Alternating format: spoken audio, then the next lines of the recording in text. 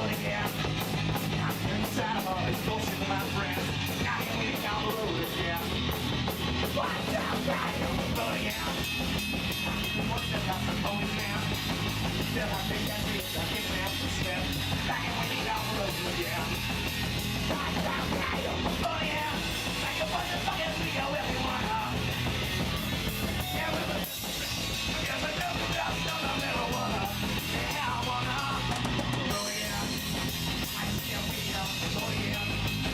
I'm just fucking different on the stuff in hand. I can leave down the road again. Guitar!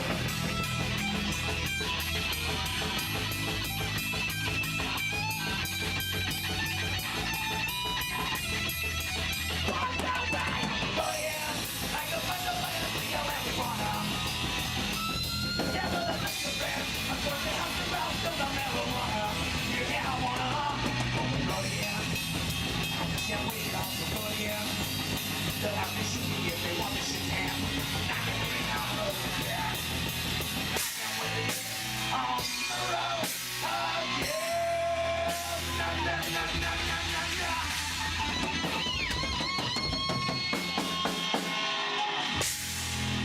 Ladies and gentlemen, my friend, this is one of our altar boys here at the ministry.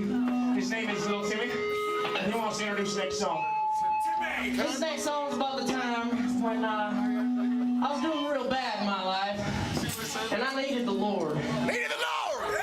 And so the Lord, He went through Father Ted here.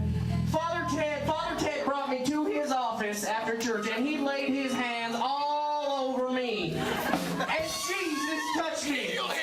Jesus touched me through Father Ted. Father Ted's hands all over me brought me Jesus. Amen. Now we'll continue to bring you Jesus every time you are a bad boy and you are a naughty boy.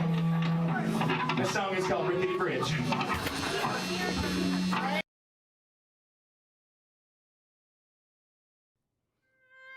When you work late nights in dark, repulsive conditions, you probably expect to get paid. They don't. There are thousands of hard-working, underpaid men and women in your city right now. They're called musicians. Any given night of the week, they put themselves on the line for you and your drunk friends. The problem? You're not even there. The beer he got paid with tonight will never keep him warm. That guitar she still owes 12 payments on will never love her back. You can help. Go to your local dive bar right now. Pay the cover charge. Sit down with one of these outcasts and put yourself in their shoes. Take one home. Hell, take two if you want. Support local music. Sleep with a musician tonight. Without you, all we have left are ballads.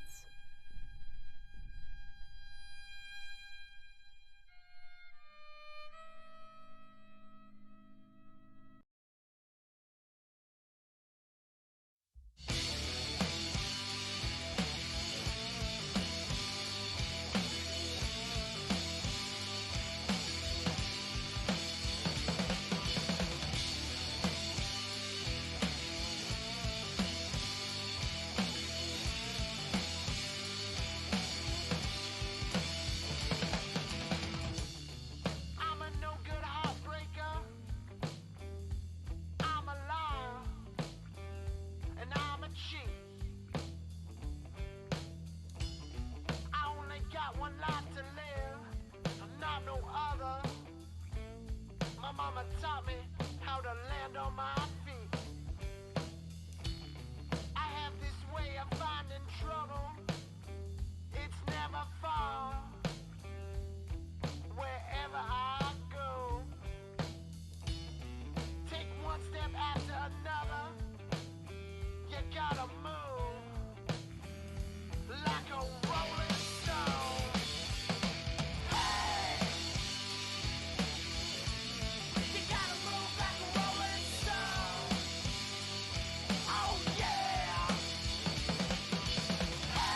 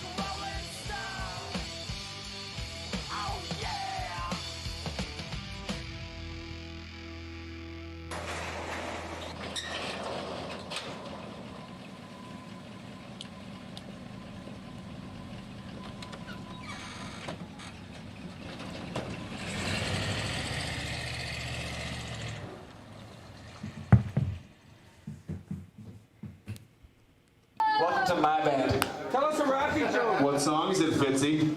It's for the others. Okay, this is for the Evers. Whoa. Jim, stop, guys. You know what? Cops. You guys noticed, Roger's been humming along. Maybe you get up stage and hum a bit more, sir? Raffy is welcome on our stage anytime he wants, man. Anytime, man. Focus. Raph. You're not Clint. You can join us anytime. Those are the rules, are they? Check. No, Raph's good. Fucking way she goes. Sorry? It's the fucking way she goes. Sometimes she goes. Sometimes she don't go. It's the fucking way she goes, boys. Science. You learned to reject. Learn how to reject reflex. Don't do this. No. She struck off a post, kissed my lips in the doorway. Got my drink and I'm her favorite thing. Standing on the front porch and she's fighting back the teardrops. Baby's got the time for humankind. She opened up a suitcase and now came a tornado. Get them back for all the honeybees. Wake amazing morning and she's lying in my bed. And the sunshine lies and gives me a bright big smile. And I opened up my eyes and her ivy-covered morning was rattled fresh over me.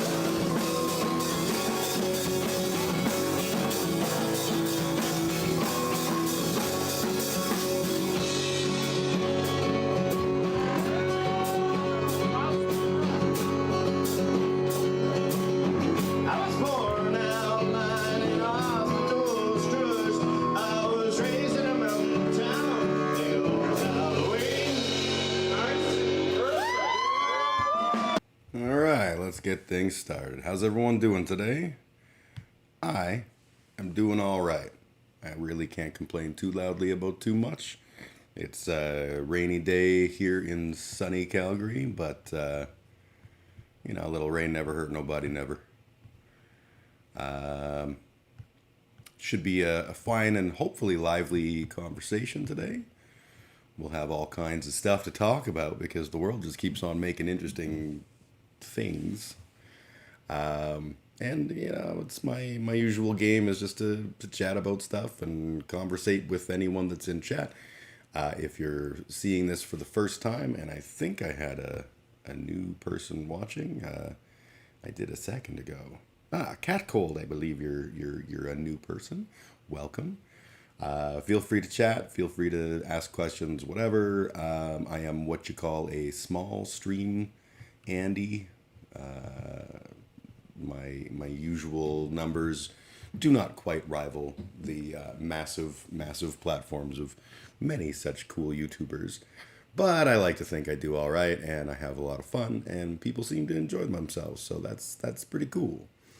And yeah, we'll figure stuff out as we go. It'll be fun. Join me.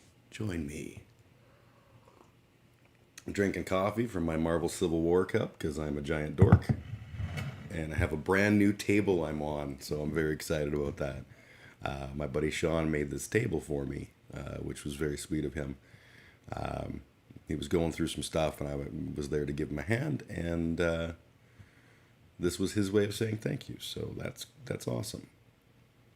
So the first thing I'm going to talk about today, unfortunately, is Mr. Donald J. Trump. Comments he made, I think, within the last couple of days. They were not good, which is a giant shock coming from such a fine speaker and a good person. But yeah, let me just cut over so you can see what I'm seeing. Where's my thing? There it is. All right, so this is just from CNN. New this morning, former President Trump denouncing the removal of the towering statue of Confederate General Robert E. Lee in Richmond yesterday, which stood as the biggest Confederate statue in the nation. In addition to referring to the Confederate general as a, quote, unifying force, he also said if we only had Robert E. Lee to command our troops in Afghanistan, that disaster would have ended in a complete and total victory many years ago. What an embarrassment we are suffering because we don't have the genius of a Robert E. Lee. Joining us now is CNN political commentator and former special... So we don't need to go over the particulars there, but what a thing. What a thing. Hey, I see Abby's in the chat. How you doing, kiddo? That is my eldest of children. Where was I? Yeah, I just wanted to go back and look at the exact words again. So, if only we had Robert E. Lee to command our troops in Afghanistan, that disaster would have ended in a complete and total victory many years ago. What an embarrassment we are. I'd like to just take a brief moment to point out that Robert E. Lee wasn't a very good person. Wasn't what you would call a heroic general. In fact, he lost. He lost. That's kind of a thing. And it's good that he lost because Robert E. Lee is the guy who was the Confederate general. And the Confederacy was, as it happens, fighting for evil in the world. So I don't really understand. I know Trump is just trying to sort of, signal boost with all the deep South U.S. folks. But that's a creepy choice. Like standing for Robert E. Lee. I get that he thinks it's topical. I feel like what we're looking at is a guy he's so far down his own populist lifeline thing, whatever you want to call it. He just doesn't know what he's talking about anymore. And so someone says Robert E. Lee good, and he goes, oh, yes, Robert E. Lee. I know that the people in the South are big fans of Mr. Robert E. Lee, so I am too. I don't think he actually knows who Robert E. Lee was or what he did or what side he fought on or any of that stuff. I just think he knows that, Robert E. Lee equals Dixie flag equals good U.S. Southern voters, and that's pretty much the end of his understanding of things. I don't know. Maybe I'm wrong. But I did find that, like, I woke up this morning, I saw that quote. It was on a clip from the Late Show with Seth Meyers, and I was like, wow, what a thing to say. So yeah, that was a whole fine way to start my morning. All in all, we're in a unique and interesting time right now. Well, that's going to be annoying. It's going to vibrate on the wood. Learning things. We're in this unique time where, I talked about this last week, like Trump's populism is starting to eat him, because once upon a time he, started a bunch of populist sentiments that you just have to keep ramping up. And then he hit a point where now they're booing him because he said, get the vaccine. And like, I'd love to feel bad for him. I really would. In my heart of hearts, I'd love to have the opportunity to feel bad for him.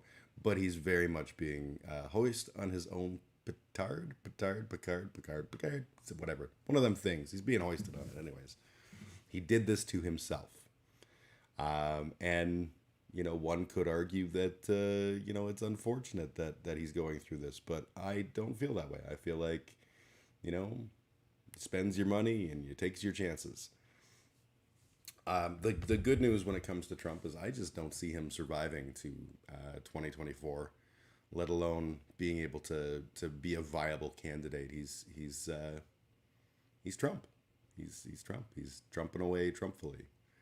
But that does bring up the conversation of COVID-19. I don't want to dwell on COVID today. I've had my conversations about it. If you are new to the channel, I am very much in support of things like vaccines and the science behind them. So anything I say is not going to be like, have you heard about ivermectin? Because that's a little creepy if you ask me. And not for the reasons that everyone's going, horse paste. That's, the veterinarian side of it, absolutely. But the actual data behind claiming that it is a viable option is pretty sketch at best. Realistically, what you're looking at is a single study done in, and I don't remember where now for the life of me, but done somewhere. They did a study and they found that some viruses don't do well in a bucket of ivermectin when they're put next to cells. That is hardly the same as, and therefore ivermectin is a good therapeutic agent. Joe Rogan was on the other day, and he not on the show. I don't have that kind of following. Joe Rogan was out in the wild world and caught himself some COVID, and we all did laugh heartily. And then he got better, and he's very much talking up the whole ivermectin part of his getting better, and that's great, super great. He was prescribed ivermectin by what I believe is a legitimate doctor and not a veterinarian or a tackle store owner, but he also got a bunch of other stuff. So, I made note. He got prescribed. Where the hell is my note now? God damn it! I'm jumping around already. Give me one sec, because I don't want to say dumb things and be wrong. Oh, I made note, but I didn't actually save that note. He got the I can't remember what it's called for the life of me now, but it's the legitimate, like, oh, that has actual antibodies in it.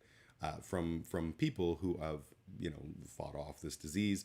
It's essentially a way of cueing, it's much like the vaccine. It's about cueing your system and giving it the things it needs in order to beat the disease. So he got that, and he got the ivermectin, and he's like, oh, look, ivermectin cured me, and no, it might have been the fucking antibodies, you idiot. But I don't really expect much from Joe Rogan. Anyways, I'm not gonna go through his video where he talks about getting the COVID and how he's 3 days later and he's just bang up awesome. That's great. I'm I don't want misery to be unleashed on anyone. I don't have anything personally against Joe Rogan. I don't watch the Joe Rogan podcast because 9 times out of 10, it's just he's got some really deranged person on, and he's giving them that platform and being like, oh yeah. So it turns out that Lady Di faked her own death. Oh, interesting. A lot of people don't know about that because it's not real. But stupid is as stupid does. And Joe Rogan, I'm pretty sure he'll admit that he's a big dumb stupid. Not the dumbest guy on earth, certainly, but not a Rhodes Scholar, shall we say. But yeah, with the whole world of COVID, so we brought in the new restrictions again here in Calgary because our numbers are staggeringly high, the highest in Canada for my province of Alberta. Yay! The reality is that we are nailing that fourth wave, and I mean the wrong kind of nailing. We're jumping in with both feet, and this was not a surprise when we. At the start of the year, we had this whole thing about wanting to make sure that we had that we were open in time for the Stampede, that we could have the Stampede fun shenanigans, and that's neat, shall we say. Stampede, if you're not familiar, is it's the greatest outdoor cousin fuck on earth. It's a bunch of people pretend to be cowboys, they get really drunk, they line dance, and then they have a spike in the birth rate and a spike in the divorce rate, both of which are heavily correlated scientifically. It's just like a big, every town has some kind of, Klondike Days kind of thing. It's ours, and it's a big thing here, and so we were like, we absolutely have to be open for this. We'll just pretend there's not a COVID. And around the time they were opening us all up and having the Stampede, we started hearing about this Delta variant that was starting to take hold, and we were like, yep, full speed ahead. And then as our case numbers grew, we were like, okay, we're probably going to wind up in lockdown. Oh, after a long silence, the province is finally ready to talk to us again. They kind of ghosted us for a bit, where all the people who were holding the regular conversations about COVID just sort of all went on vacation at the same time, or so the story goes. And then they came in and they're like, yep, bars are closing at 10 p.m. That'll stop COVID, which I think is hilarious. Largely because the bars in Calgary have not been, or in Alberta, as I understand it, have not been the source of a whole lot of COVID infections. The reality is what is the source of COVID infections is unvaccinated people. We know this now. We've seen this in glorious Technicolor. And so the appropriate response would be to be like, okay, well, we're going to limit how much you can interact with other people, and maybe we'll go back to working from home. They encouraged working from home, and they encouraged smaller gatherings of people. And they were like, if you're unvaccinated, you probably just want to not hang out with people. That's probably an idea. But they didn't, encouraging and forcing are two different things. And even in the heart of things, when we were at the height of this pandemic, people were not yet vaccinated. Numbers were really concerning. We had no end of conversation about what you should do, with no support about doing that. So when the anti-mask chuds decided that they would get together and hold their big chud festivals and talk about how the vaccine is somehow related to Jews, that would result in nothing for quite a long time. Eventually, there was a couple of police interactions with protesters, but those interactions were like, okay, well, you've gone so far across the line that we kind of have to do something. But by and large, you know, we're chudding away chudfully. We're also the province with the smallest percentage of people who are actually vaccinated in all of Canada, which does not come as a surprise because we're a very conservative province. And as conservatives go, there's a fairly large contingent of like the super chud type conservatives, the ones that are going to be out there screaming and hollering at healthcare workers and things. And yeah, that's been happening here. I think it was bigger in Kelowna, but I don't know. There was an anti-mask like event, or sorry, there was an event that was planned here that was intended to like celebrate healthcare workers, which just seems like a good thing, but instead they had to cancel it because there was fear that people were going to come and sort of stomp down on all the people saying, "Go healthcare workers, we appreciate you." It's kind of a bizarro world thing where this is the world we're in now, where people will just decide that like healthcare workers are the enemy and that they should fling shit at them and stuff. So yeah, these lockdown measures for bars they're frustrating because, you know, I'm a live musician and I care about our bars because our bars are pretty much the only place that live musicians actually get to do their thing unless they are members of like the Philharmonic Orchestra or people who are going to university or, you know, whatever, like going to university for music. There's not a lot of non-bar venues in this town, or I think any town, right? We don't do that anymore. So venues are near and dear to my heart, and I have a lot of friends that run venues that are really struggling with this. And yeah, there's government programs to help them, and that's all very well and good, but they're still struggling, and they're still going to deal with a lot of staffing problems. And it's a real problem. So they just got to play shows, and then this came down, and they haven't said we can't do shows. So a lot of the venues have tried to adjust and said, okay, well, we'll start shows at like 7 p.m. and go till 10. And that'll be the new thing that we're doing, which is all well and good, except some of those venues, like, you know, Vern's is a good example, one of my favorite venues. Vern's can't do that. They don't have the super luxury of being able to be open at live playing music at 6 p.m. or 7 p.m. because there's a restaurant above them. Dickens can't do that because there's a restaurant above them, or businesses above them more specifically. And those businesses have said, we don't want to hear your shit. You can start at 9 o'clock. So that gives you a window of an hour. How this will affect the spread of COVID is very simple in that it won't. These are measures that they can put in that makes it look like they're doing a thing when they're not really doing a thing. They can talk all they want. Really, the message needed to be sent a long time ago when the hogs were out in their anti-mask scream festivals. And someone should have been like, hey, we're stopping this. We're going to actually enforce these mandates.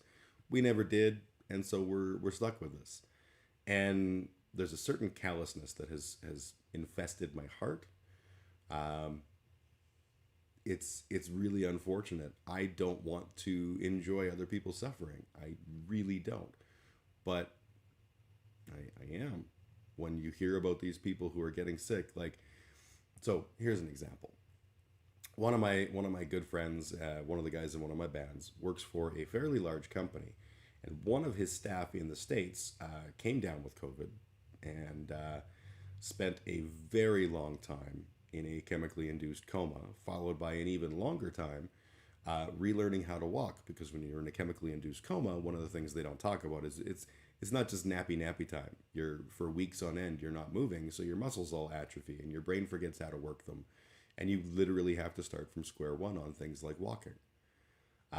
And so this person was coming back to work and it was like their first day back after probably, like, I would say 3 months of being off work in the US. And he was saying, should we, have her tell her story? What do you guys think? Like within the company. And I said, well, honestly, dude, it's a question of, are they comfortable doing that, and what will the reception be? Because if it's a bunch of hogs, she could be opening herself up for some pretty ugly blowback from just telling her very honest and legitimate story. People could be like, hey, you're lying, you're a terrible person, we hate you, and we're going to, cause you problems. Even though it's a work setting, that's how people are these days. And his answer was, well, our guys, it's a manufacturing company. So on the plant floor, they're very vaccinated. And they've been very supportive of vaccinations without doing like a mandate. They've been very, very quick to, like, in some of their locations, they've had vaccine vans roll up and just, hey, if anyone wants the vaccine, 20 people go outside and get the vaccine, like, the early in things. They've done what they can to really support that message. And then in the sales staff side of things, you have all of these people who are like, well, I'm young, I don't have elderly parents, I don't have like kids and stuff, and it doesn't matter, it's not gonna hurt me. And also, I read about ivermectin, and also I keep hearing about this guy named Q, and thereby is the problem.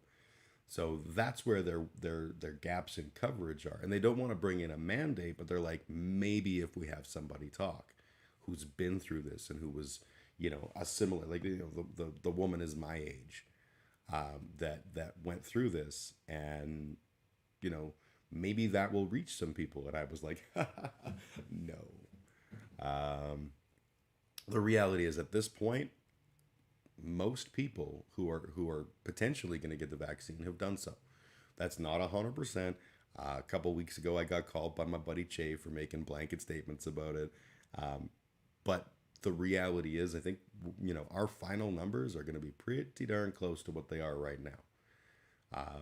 With exception of if Pfizer approves the use of the vaccine on kids 5 to 12, which is apparently going to happen hopefully in October, which would be amazing because, of course, part of our pretending nothing is happening is opening up schools and being like, yeah, in-person classes, that's a good idea. What could go wrong? My kids are in school. They're both of an age where, they're old enough to have received the vaccine. They are both doubly vaxxed.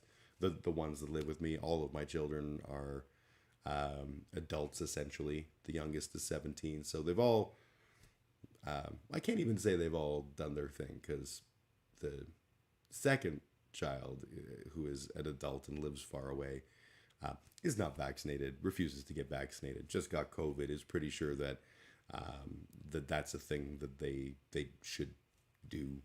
And yeah, I'm really excited about that. It's cool to have children that are like, maybe science isn't real. I don't know. I read a really good article by some dumb person. The rhetoric is always like, why do you want to believe the government? And I want to address that. So I'm an old school punk rock kid. You can tell by my haircut. I've been, doing the punk rock thing for a very, very long time.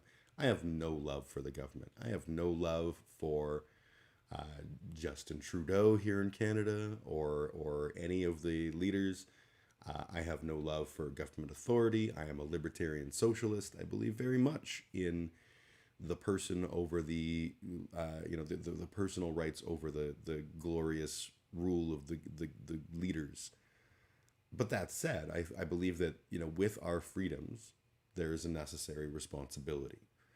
And the public health is important, not just in terms of making sure that we're not unnecessarily endangering other people, which is obviously very important, but also the stability of the public health system. So last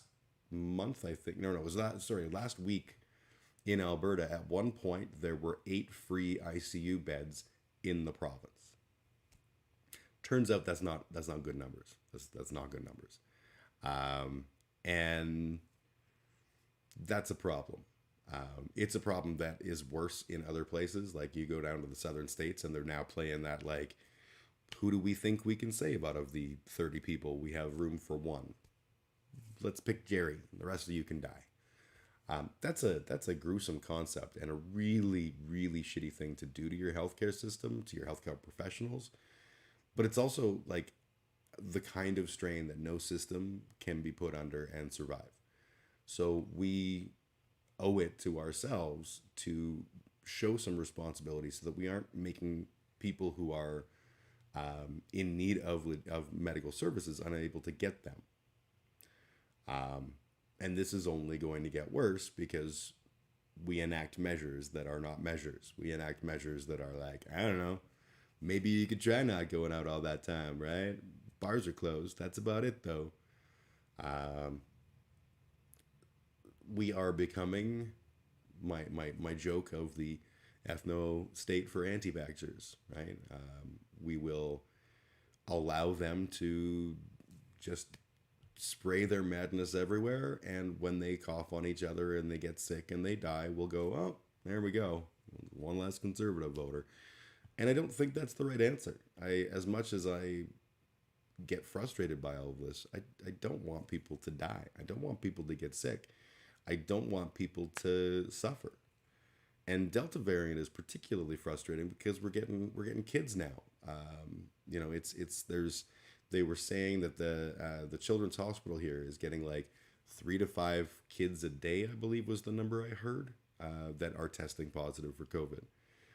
And we're talking children. We're not talking like 16 years old. We're talking about little kids, and they are having a shitty run of luck. Those kids are no longer vaccinated, are not eligible for vaccination, and are being herded into schools. So perfect breeding grounds for diseases. Not only that, but like there's the Mu variant or Mu or whatever it is. I think it's Mu because my knowledge of the Greek alphabet comes entirely from the Revenge of the Nerds movies, and there was a fraternity called the Omega Mu's, which of course were the ugly girls because it was a very, very hip and with it and woke kind of a film. And the ugly girls were I don't even. It was a bad movie, anyways. But the Omega Mu's were so I'm assuming it's Mu. Anyways, Mu is new. I don't know what all we know about Mu, so let's find out. Because I was gonna say, well, it's this and it's that, but I don't specifically know the answer to any of those things. So let's just see what we know. And find out what we can find out. Where's my tab? There it is. All right, so we're going to go to Google, and we're going to type in Mu, SARS-CoV-2 Mu variant.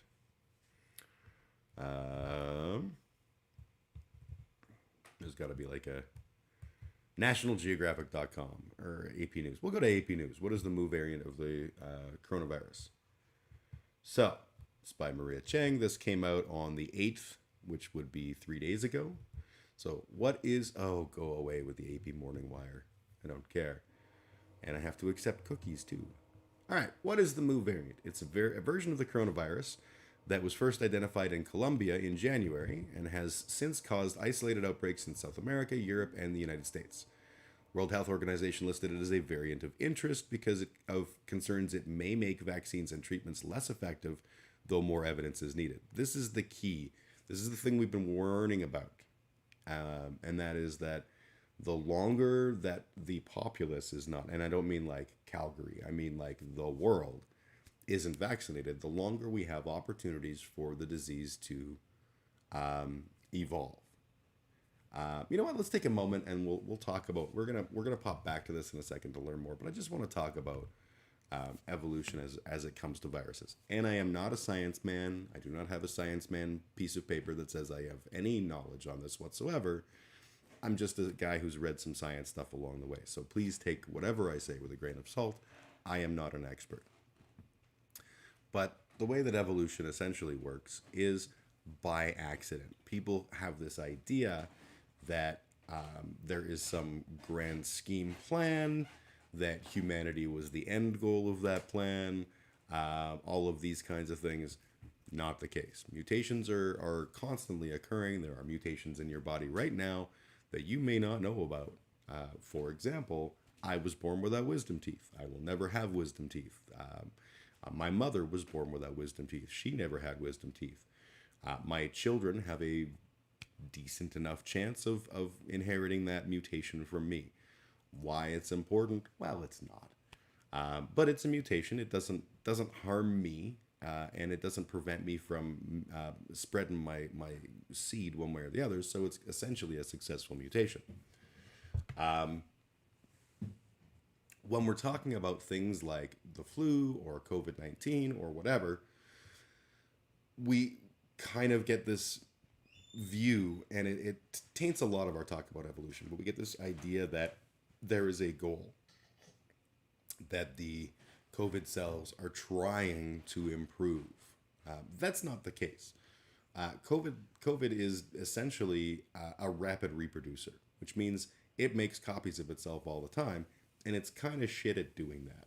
So when it makes copies of itself, it fucks up a lot. And that's, I don't want to say by design, because again, that implies like there is a design. There's not. It's simply, this works, so it, scratchy back, sorry. It works, so, you know, it's considered a net benefit to the virus to be able to make all these replications. When it replicates, and it does so shittily, it introduces accidental changes. Some of those might be good, some of those might be bad. With the offenness that mutations are occurring, you're going to have some of both fairly regularly. That's why we're seeing so many variations with the coronavirus, is because it's got a foothold all over the planet, and it has all of these opportunities to accidentally modify itself in such a way that is beneficial. So Delta is a good example. We did not have a lot of impact to children prior to. And then Delta came along, and something about the way that it transmits is suddenly more effective. Not great at getting to kids, but more effective.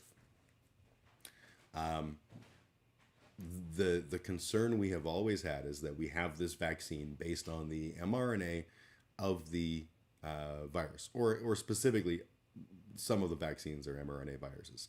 But we have vaccines based on the structure of the virus, and when these changes happen, that affects the structure of the virus, which means that our vaccine may start to no longer be able to produce antibodies that recognize the virus, because it's changed enough, and it's like, I don't know, maybe. Or it could be that the things that change in it change in such a way that they aren't stopped.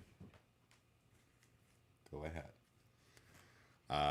Talking to my child, sorry. So Mu is an example of this. Mu is a variant. I heard it described as a cluster of mutations that all occurred and could be very problematic. So what the article is saying is we don't actually have enough data yet to know whether it's going to be a problem, but we are concerned. So scientists monitor emerging COVID-19 variants based on suspicious genetic changes, and then look for evidence to determine whether the new version is more infectious or causes more severe illnesses. Viruses evolve constantly, and many new variants often fade away. For example, I have not heard of the Gamma variant in quite a long time. It sounds to me like Gamma was not that terribly good at doing what it does, and as a result, we don't really give a shit about it right now. So far, the Mu variant doesn't seem to be spreading quickly. It accounts for fewer than 1% of COVID-19 cases globally. In Colombia, it may be responsible for about 39% of cases. Most countries remain concerned about the highly contagious Delta variant. It is the dominant variant in almost all of the 174 countries where it's been detected. So the idea of a dominant variant is, so far at least, these are all essentially the same, and our system fights them in roughly the same fashion. Delta is more effective, but if you had the Delta virus and then the next day you were exposed to, for example, the Mu virus, you would have antibodies that probably, unless they have changed dramatically, probably will keep you safe. It's interesting because I remember there used to be a blog back in the days when people read things, and it was called, fuck, I can't remember, but it was written by a group of immunologists anonymously who referred to themselves as the Reveres, as in Paul Revere. And they were quite fascinating, honestly. They were talking at the time of H1N1. They were talking about virology and epidemiology in this blog, and it was super interesting stuff because it was obviously quite relevant. And one of the tests that they were doing at the time is they would take, I think it was ferrets, and they would expose one group of ferrets to one of the typical strains of the flu that was going around, another set a different seasonal flu, and the third set were exposed to H1N1, and then they were allowed to interact. And what they found was that H1N1 was effective in that all of them wound up catching H1N1 instead of whatever seasonal flu they were exposed to. So this is the thing, is that the Delta variant is so much more effective than other strains at being contagious and making people sick, that it's the big winner thus far. Colombia, again, 39% of cases are currently linked to this Mu variant, but most countries that are engaged right now are dealing with Delta. And Delta seems to be the primary big bad right now of COVID. Officials have been tracking the Mu variant in Europe, where it has been seen in about a dozen countries. The French Ministry of Health recently said the Mu variant does not seem to have increased recently across Europe.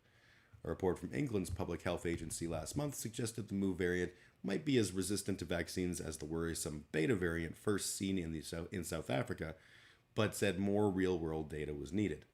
World Health Organization officials said the Mu variant appears to be rising in some countries in South America, but that the Delta variant still spreads far more easily.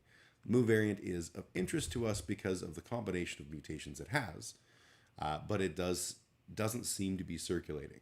The US is paying attention to it, but it isn't considered an immediate threat, said Dr. Anthony Fauci, the top US infectious disease expert. So essentially, what all that is saying is that Mu is out there. Move over Delta. Except it's not moving over Delta. It's even where both of them are existing simultaneously, Delta is still the king. Mu does not appear to be more infectious than Delta. It doesn't appear to be more rapidly spreading. It, so far from the data that we have available, it looks like it's a lesser concern, just because it may have some things that we need to pay attention to. So, for example, if it runs roughshod through people who are vaccinated, that would be a big concern. We would actually need to address this with a different vaccination, or possibly a modified vaccination, if it has real success in getting around that vaccination. But we don't have enough data yet to feel that way, and we're not seeing it spread rapidly. I would say that for pure speculation, I think it probably doesn't get around vaccination simply because we're not seeing it spread so rapidly.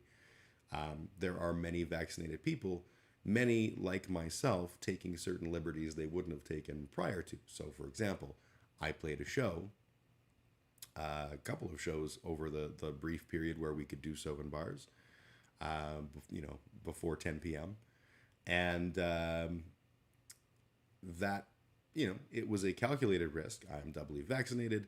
I did not feel like it was a giant concern to me. If I get even the Delta variant, it is highly unlikely that if I'm exposed to it, it's highly unlikely that I'll catch it. It's also even more unlikely that it will cause me any serious problems. Though not a zero concern, it was a calculated risk to say, you know what, I feel like this is a thing. Whether that was wise or not, I cannot say, but I'm human. We're all human. We're doing the best we can. If Moo was out there and it was effective at getting around vaccines, I would assume that we would see a lot more of a spike in people who were already vaccinated. So I don't think that is a concern per se yet, but there's a reason that it's a variant of interest. They're watching it to see what it does. There was a time when Delta was a variant of interest. Now it's a variant of concern because it's the biggest concern we've got going. If we were to start seeing data that showed what I'm talking about, that Moo was able to infect vaccinated people, we would probably up it to a variant of concern, depending on how effective it is at spreading. But one would assume that if it's good at spreading and getting around the vaccinations, that it's probably pretty decent at just in general doing its thing. But that's pure speculation. Anyways, I'm not worried just yet. You shouldn't be either, unless you live in Colombia, in which case, pay attention to your local information, because it will change. That's something people don't seem to understand. Science grows. Science adapts. Science finds new information and reacts to it. That doesn't mean ivermectin is a good choice. It means that as we learn stuff, we adjust our approach.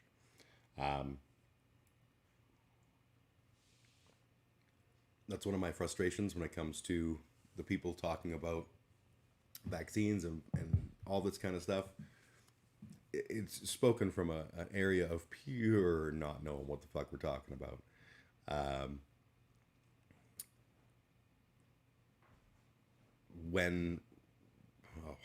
I just lost my train of thought completely. That's okay. It's okay. I don't have to remember things. I don't have to be good at my job. Because I'm a straight white male and we get away with everything. You know what? One of the things I wanted to talk about, totally unrelated, I guess kind of tangentially related. The idea of questioning statistics and polls. And this came up specifically because I keep hearing ads. If you're not in Canada, we're about to have a federal election. It snuck up on you because we only have like a month of actual campaign time in Canada. That's a rule. And that is awesome because we don't have the ridiculous 4-year process that so many Americans have to suffer through, where every time you have an election, the next day they start gearing up the media machine to like talk about the next election, and people are going on the campaign trail like 7 minutes after the election results are in. Canada doesn't do that. We have a federal election. This one was called early. I've talked about that in the past. It's basically a shitty Hail Mary by the Liberal Party to get more power. Liberal Party run by Justin Trudeau, who I mentioned earlier, I do not like. I think he is a very uninteresting and uninspiring leader. He's pretty. I mean, from a world leader's perspective, he ain't no Prime Minister of Australia or New Zealand or whatever. I can't remember her name, but that is a very lovely woman. Justin Trudeau is just, he's a guy in a suit. I had hope for him when we first elected him. Those hopes were quickly dashed, and he has never done anything to make me think better of him. The things that he's done in the last little while that were of net positive to the Canadian people were the result of the fact that he has a very, very small government overall, and he has to work with the NDP, the New Democratic Party, led by Jagmeet Singh, to be able to keep the Conservatives in check. And we got a lot of good programs out of that because he has to play some ball. But if he didn't have to do that, he wouldn't.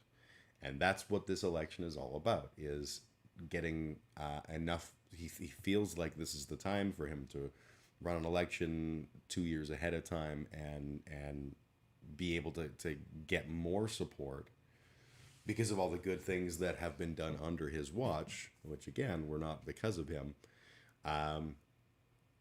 And he will, if he gets that power, he can start ignoring the NDP again, which is ultimately what he wants. He doesn't want to be pushing in another party's agenda. He wants to push his own. even though his agenda is basically like, I don't know, look good. So I keep hearing the messaging that if you don't vote for the Liberal Party, Aaron O'Toole's Conservatives will win. Dun dun dun. And to a certain degree, that's a bit of a valid concern. Aaron O'Toole is a horrible, horrible monster man. Someone who should be not allowed to win. Not in terms of like, shouldn't be allowed to. That's the wrong words. I don't want him to be the leader of this country. I think that he is a dangerous and two-faced monster. His campaign managers and his inner team seem to largely be related to the Canada First or Canada Proud or whatever it's called, like white nationalist groups, which does not come as a shock. This is as shocking as having the guy who ran Breitbart be the number 2 for an American president. It's a very, we're doing that now. We're all about that. I look at a lot of the things that he's talked about. He talked recently about making a law that says that employees have to have a voice at the executive table for any organization. And that sounds great. It does not sound conservative, but it sounds great. And then you read the details, and what he's basically saying is like once every 6 months, token employee gets to come up and be like, hey, executive team, here's my list of grievances. And the executive team will go, thank you for sharing that, worker. And that's the extent of what it is. It's not like having a chief worker representative or something like that. At that level, it's not that. Instead, we could, have like organized labor and worker-owned co-ops and things that would actually benefit people. But that doesn't sound good. What sounds good is saying that you're going to make some important change to industry when in fact what you're talking about is just telling the poorest to shut up and not notice the fact that you're a terrible, terrible rich man shut. And that is Aaron O'Toole. I also find I'm gonna bring up a picture of Aaron O'Toole because I'm just gonna say this real quick once again. Oops, I faded to black instead of fading over. There we go. All right, where is my tab?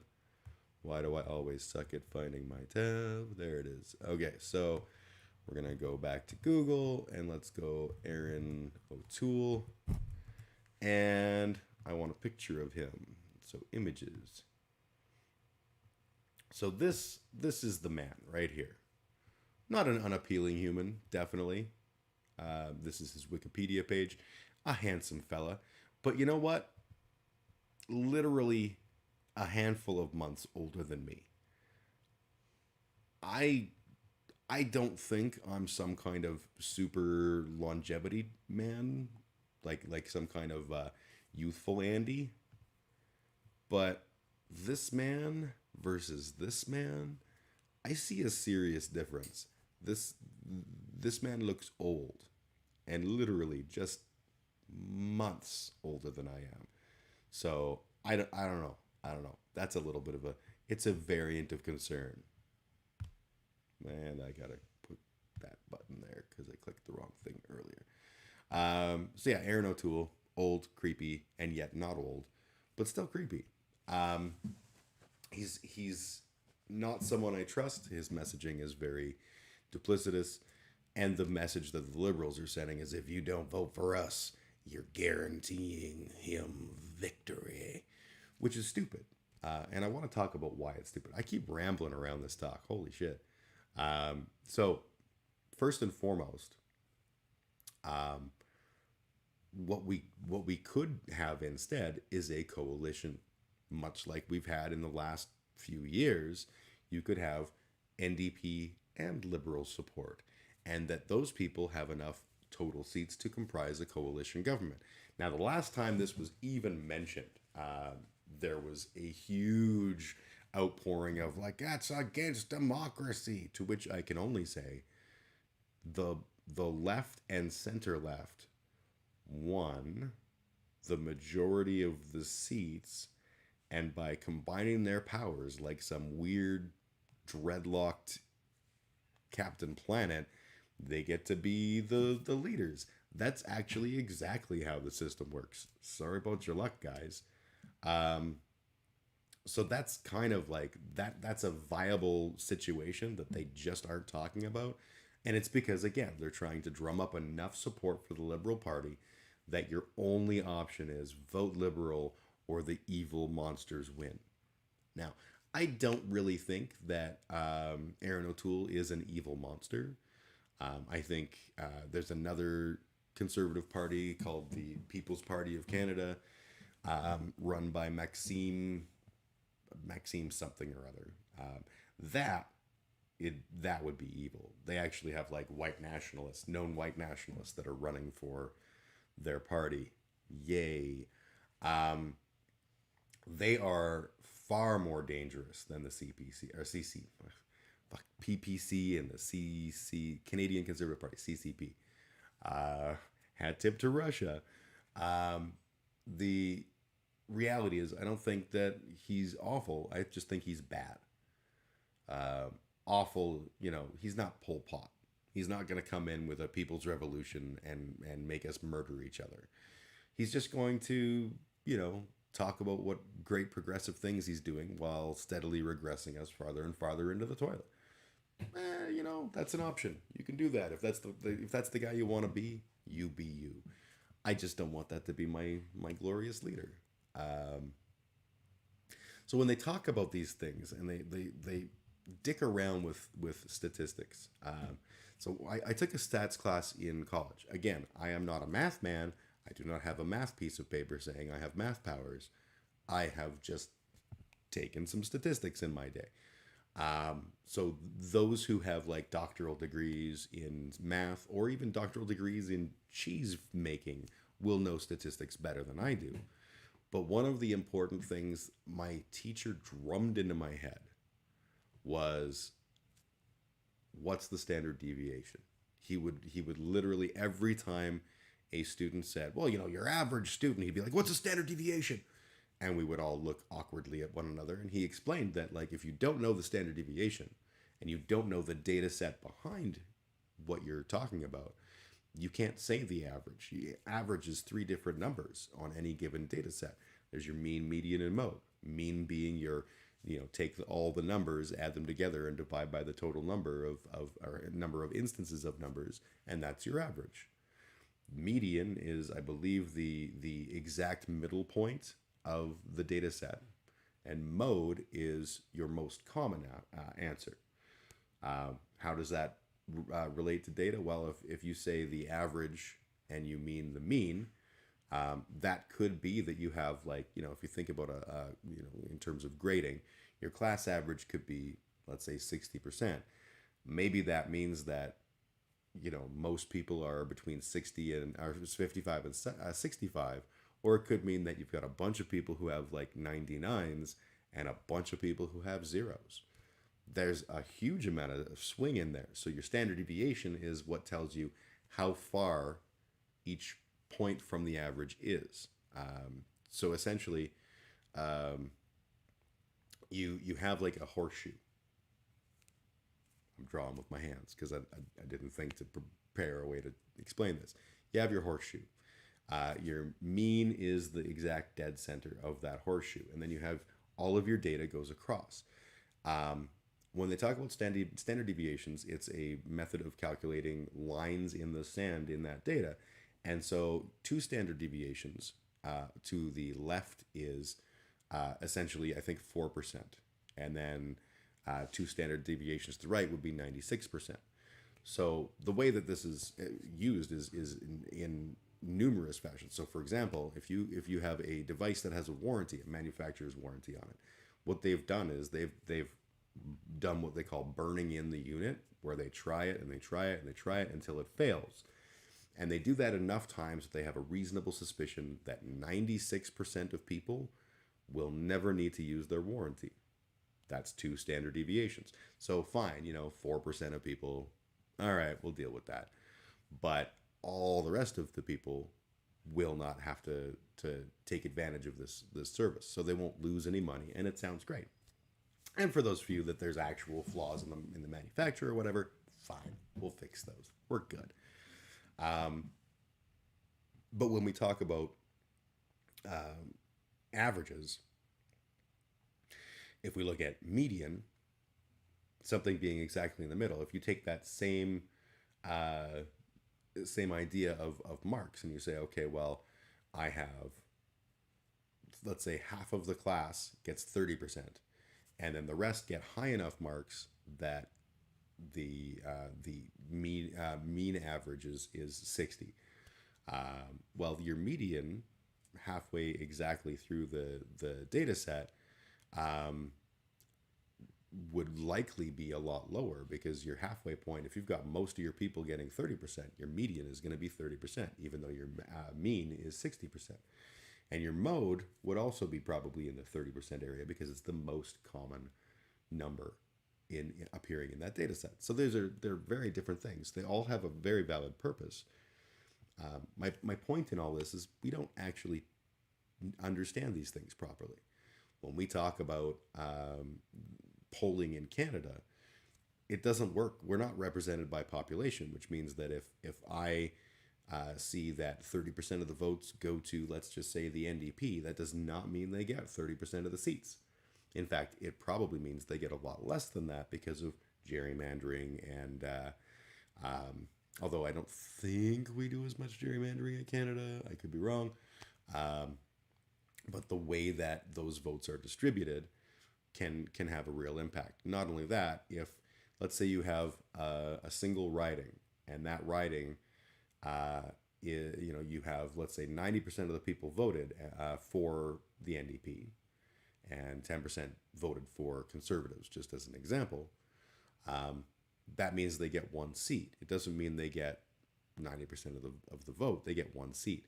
So if you have 10 total ridings and they all look like that, yeah, you get 10 seats.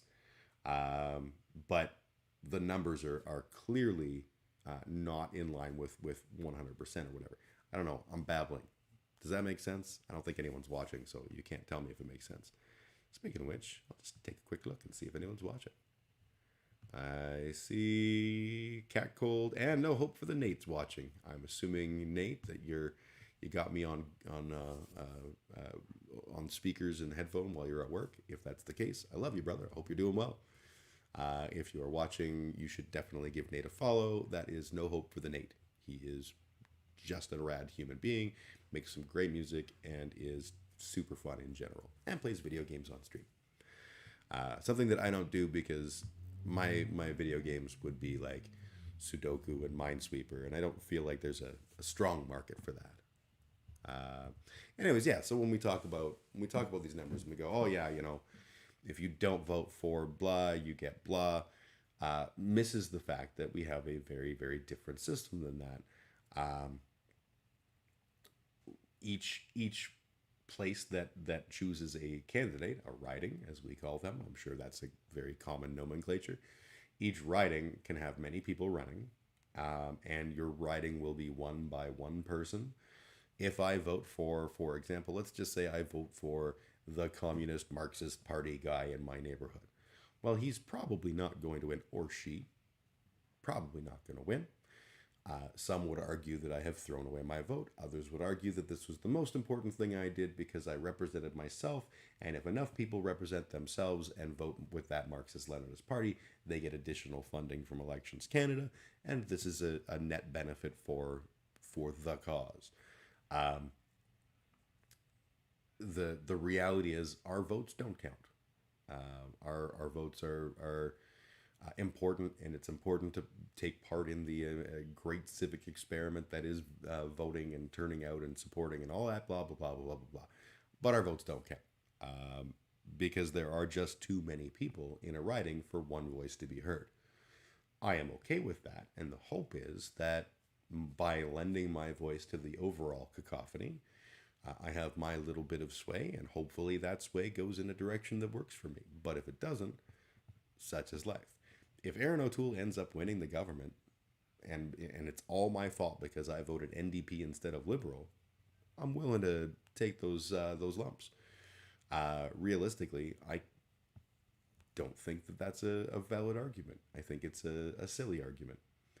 Polls also, we keep talking about 30% of people would support the Liberal Party or whatever the current polls state. Polls are garbage. Polls, I got called yesterday for a poll. My cell phone rings. I'm over at my cohort's house. And it even said suspected spam, so I answered it. Yellow. And it's automatic recording. We're from whatever institute. It wasn't like Ipsos Reid or anything like that. It was just some institute. If there was a federal election called today, would you be more likely to vote? Press 1 for the Green Party. Press 2 for, whatever. And I just hung up because I don't fucking feel the need. I am suspicious of these people. And I don't feel the need to tell people my voting preference. I'll tell you, because, it's just you and me here. I will be voting NDP. But some random company number calls me up and wants to know my voting preference. I don't trust it. So I'm not going to answer that question. And you know what? Most people don't answer those calls. Or if they answer those calls, they hang up before pressing any buttons. It is only people who are elderly. Often elderly people will answer those calls, much to our chagrin, because a lot of the times they also answer the calls of people who are ripping them off. But they also, the other group that commonly answers are people who are absolutely vocal about who they support. So, for example, I get a text that says, "Can we count on your support for the Conservative Party in the upcoming election?" And I go, "Fuck no." I'm not getting any benefit out of that. I don't know why I respond to those instead of the phone calls, but I do. But people who respond to these calls generally are people who are super, the people who want every opportunity to express themselves they can. When they're buying shoes because goddamn Justin Trudeau. Whether they support or hate, doesn't matter, right? So these are the people that answer. So polls are meaningless because most people don't respond.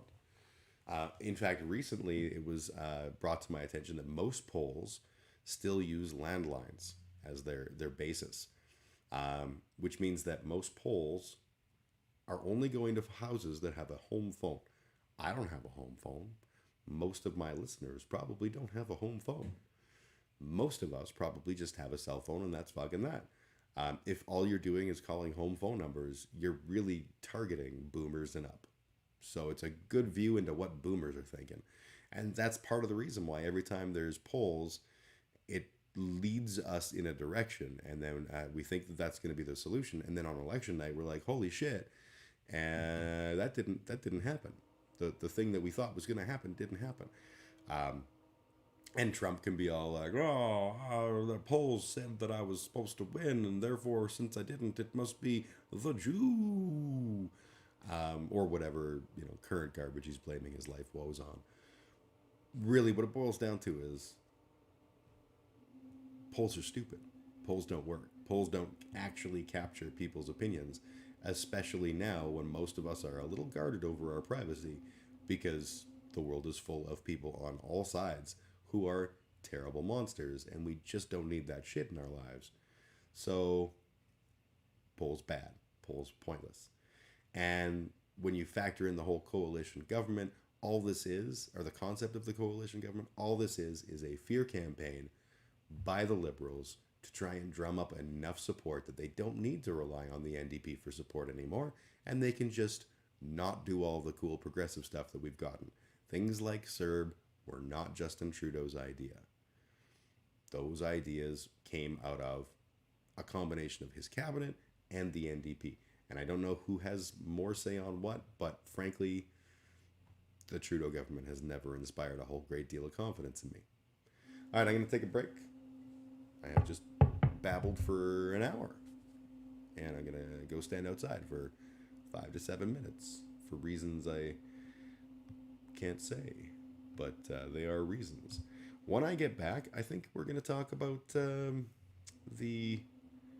Oh, you know what? Before I go, I should bring up the humiliation ticker. Not that anyone ever should feel the need to do this, but it's a thing that I do. So in trying to understand how I can be a socialist and be on platforms that are definitely not socialist, I and where money, if anyone ever, like, there will come a point I'll hit affiliate status eventually. Speaking of which, follow me for more awesome content. Blah, blah, blah, blah, blah. Like and subscribe. Ring bells or whatever. Anyways, bullshit aside. I'm a small streamer. I probably will always be a small streamer, but there's a very real chance that at some point I will become an affiliate or I'll become a whatever. And then all of a sudden people have the option to subscribe to me. If I was doing this for economic reasons, I would be like, oh my God, everyone should subscribe. And then I get money. I'm not doing it for economic reasons. This is just for fun. However, I do recognize that people like to tip their streamer and all that kind of stuff. And subs are typically a way to do that. But subs go in, at least in part, in the pocket of people I don't like Mr. Jeffrey Bezos. I don't want to give him money. I don't want to be involved in that. So I was like, how do I do this? So I came up with the humiliation ticker. Every week I do enjoy humiliating myself. So I will do things and it will be hopefully fun. At the end of my Saturday live stream, I always do something. So for free, you will for sure get the good karaoke. Today's good karaoke, I wanted to do Blue Sky Mine by Midnight Oil because I love that song. And last week I had a new watcher from Australia, and I was like, well, that seems very fitting. But yeah, Blue Sky Mine was there's no good. There is karaoke versions, but it's that like super cheesy MIDI, almost sounds like maybe close to the real thing, but isn't version. So I decided, I found Beds Are Burning. I'll do Beds Are Burning for $10 in total donations. And by donations, I should probably preface, that would be if you know me, you can send me an e-transfer, or if you don't know me, you can use streamlabs.com/BigUglyJim. No A, just Big Ugly Jim. Because I go by Big Ugly Jim. Big Ugly Jim on Twitch is just because Big Ugly Jim was taken. So I'm not just the Big Ugly Jim, I'm a Big Ugly Jim. Anyways, for $10, I will be performing the classic Canadian rock and roll sensation, Sunglasses at Night by Corey Hart. That's a total altogether, of all the tips, the thousands of dollars that pour in, all we need is $10 for that. At $20, I have Scarioke, wherein chat gets to decide what song I do. At $35, it's Trumpet-oke, where chat can pick a song, and I will play my trumpet along with it. And I haven't played trumpet in probably 6 months, so it will be genuinely humiliating. And last but not least, $50, hell to pay. Never had to do that. I've never done the Trumpet-oke either. Scarioke, I only did the one time, and it was Nickelback, This Is How You Remind Me, that I had to sing. And whoever said that, they can all burn in hell. Anyways, never feel obliged to send me money or do anything to support me. Like I say, I do this for fun. And it's just literally one day there will come a point where any success I have will accidentally go to people I don't want to support. So don't do that. Do other things. I will eventually create a email address that I can use so that I can just be like, yeah, email transfer at bleh, and that will, go to my accounts and everything will be fine. But I haven't done that yet. So streamlabs.com/BigUglyJim. Anyways, I'm going to take my break. It will be good. While I'm on break, I'm going to play some. Let's see if I can find a speech by Jagmeet Singh. And I'll play it with my extremely cool,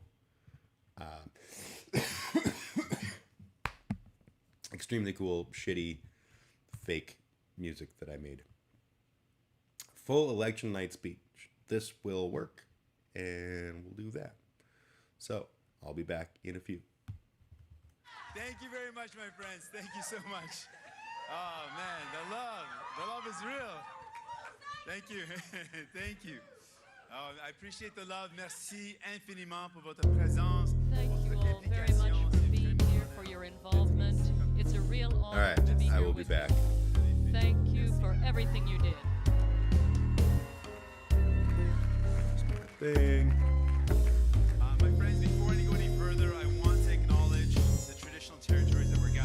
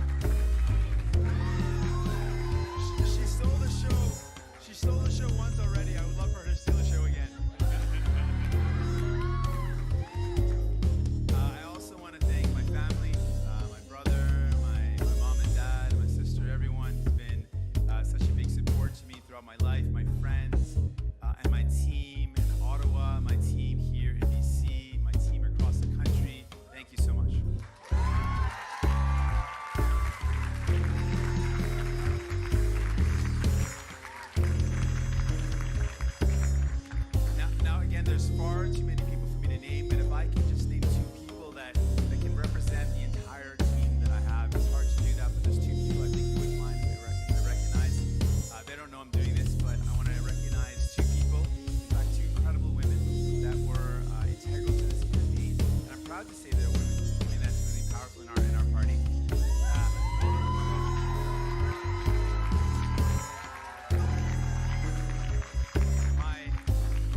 My campaign director, Jennifer Howard.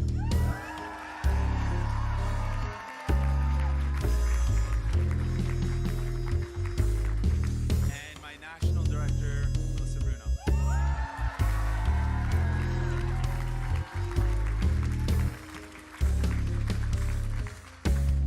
Two of the most powerful positions in our party were young, we're not young, kind of youngish. Young, powerful women, let's just say they're powerful women.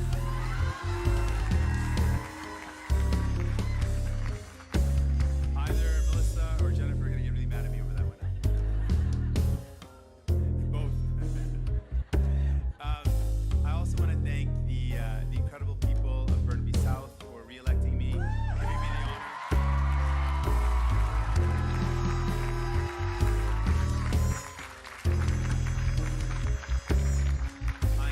I'm humbled that you put your trust in me. Thank you. And I'm going to continue to work incredibly hard for you, to work with you, to work for you. Thank you.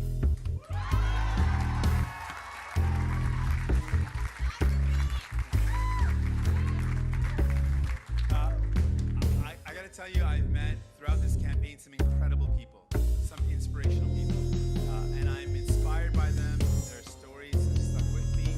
I've met these folks across the country, folks that inspire the work that we do as we Democrats. And one of those people is a young man, a young boy, barely 10 years old, who lives with a chronic illness, and told me that he wasn't worried about the chronic illness, wasn't worried about the medication and the injections, wasn't worried about the fact that if he didn't stay on top of his medication or his blood work, he might die. All So he right, wasn't worried I about am any of back. He That was was just worried that his Jagmeet medication- Singh speaking at the last the results of the last federal election, which sadly enough were not that long ago. When was that? This was uploaded to YouTube October 22nd, 2019. So I guess that wouldn't be that was the last one. 2 years ago.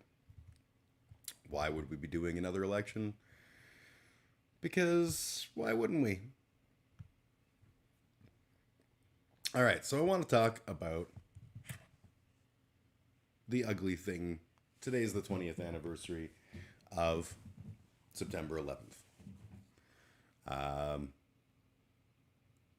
I'm very, very conflicted on the whole topic of September 11th, honestly. It was a scary and ugly experience. First, I'm going to tell you about, where was I on September 11th when all this was happening? The answer is I was at work. I came into work, threw in my headphones. I was working. I think I was programming at the time. So I was knee deep in code and not paying attention to the world around me. And then I noticed that my office was pretty empty. And I was like, oh, yeah, that's weird. I looked, don't have any meetings. Okay, whatever. And then a buddy of mine poked his head into my cubicle and was like, dude, what are you doing? And I was like, what are you talking about? And he goes, well, there was a terrorist attack. And I was like, wait, what? So the place that I worked at had a TV. I'm going to see if I can make my microphone a little bit brighter. One sec.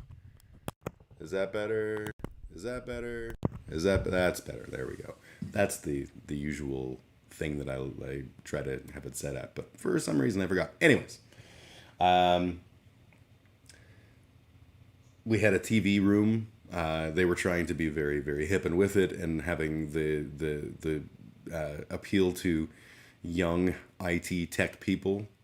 So they had a TV room with coloring books and all sorts of shit that no one ever used, but whatever. It was a nice theory. And this particular day, everybody was in there, and we were watching. There was this plane that had flown into the World Trade Center. And I went in and joined them, and I was staring at the TV in awe, and then a second plane smashed into the World Trade Center. And the room was quiet. We were just, everyone was gobsmacked.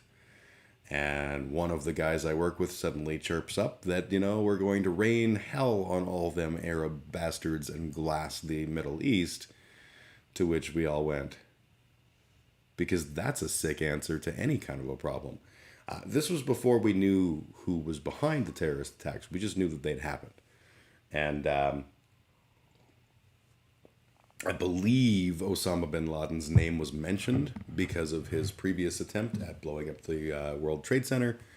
Was it the World Trade Center? I don't even recall. But Osama had tried stuff in the past, and his name got mentioned as a potential person of interest. But we didn't know anything yet. And I watched as the news reported about the Pentagon and the one flight that was not effective at the whole hostage taking. The people charged them and they ended up crashing in, I believe it was Pennsylvania. It was a weird moment. Another thing that someone said was that we had offices in a place in Calgary called Bankers Hall, which has 2 towers. And they were like, oh my God, I hope they're evacuating those. And I was like, dude, seriously? No one's coming for Calgary. Like, we're not on terrorist radar because we're fucking Calgary. No one cares. Like, it's not like you go, well, we've got New York down.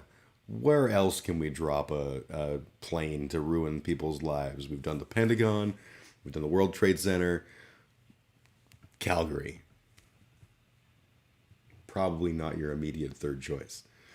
But, people were freaked. People were freaked and scared, and understandably so. And things that followed were genuinely awful. There was a lot of people who reacted very poorly to this whole America under attack thing. Like I have a friend I used to write with for this magazine, and he was like a super lefty, more so than me at the time. He was just like a huge leftist, total commie socialist, whatever you want to say. And overnight, he started writing stuff about the importance of the Patriot Act, and which also, for the record, overnight is how they passed that bad boy without actually reading it. It was a horrible piece of legislation that is still a thing in the States. But yeah, overnight he was like, we are at war. We have to fight. We have to kill. We have, these people are our enemies. And I was like, whoa, dude, like he was not a war hawk. And all of a sudden he completely was. And it went away. He's back to being an awesome leftist. But that was a thing that happened. And it was weird for me as a Canadian to see. I had friends who were of Arab descent, and they had a fuck of a bad time after that happened, because people were losing their shit. There's a really interesting thing, actually. I pointed this to my eldest son today. There is a video that Dylan Burns actually reviewed not that long ago. Highly recommend checking it out. And it's Howard Stern's show was live when all of this was happening. And it's fascinating to hear Howard react to this news. In the beginning, before they understand what's going on, it's making jokes, and then it's like, this sounds like terrorism. And then when the second plane goes in, it's just full on, like they've got callers who are calling in. We're like, let me tell you something about these effing sand and, like blah, blah, blah. We're going to go to war and we're going to destroy them. And I was like, whoa, like we went from 0 to 60 there. Oh shit. Right.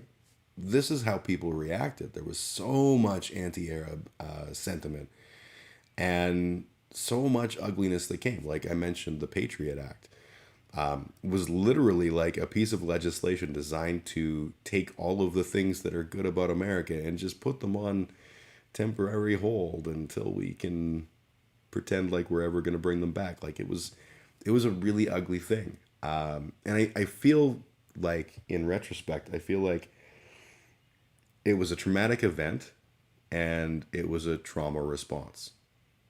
And that's a weird concept. And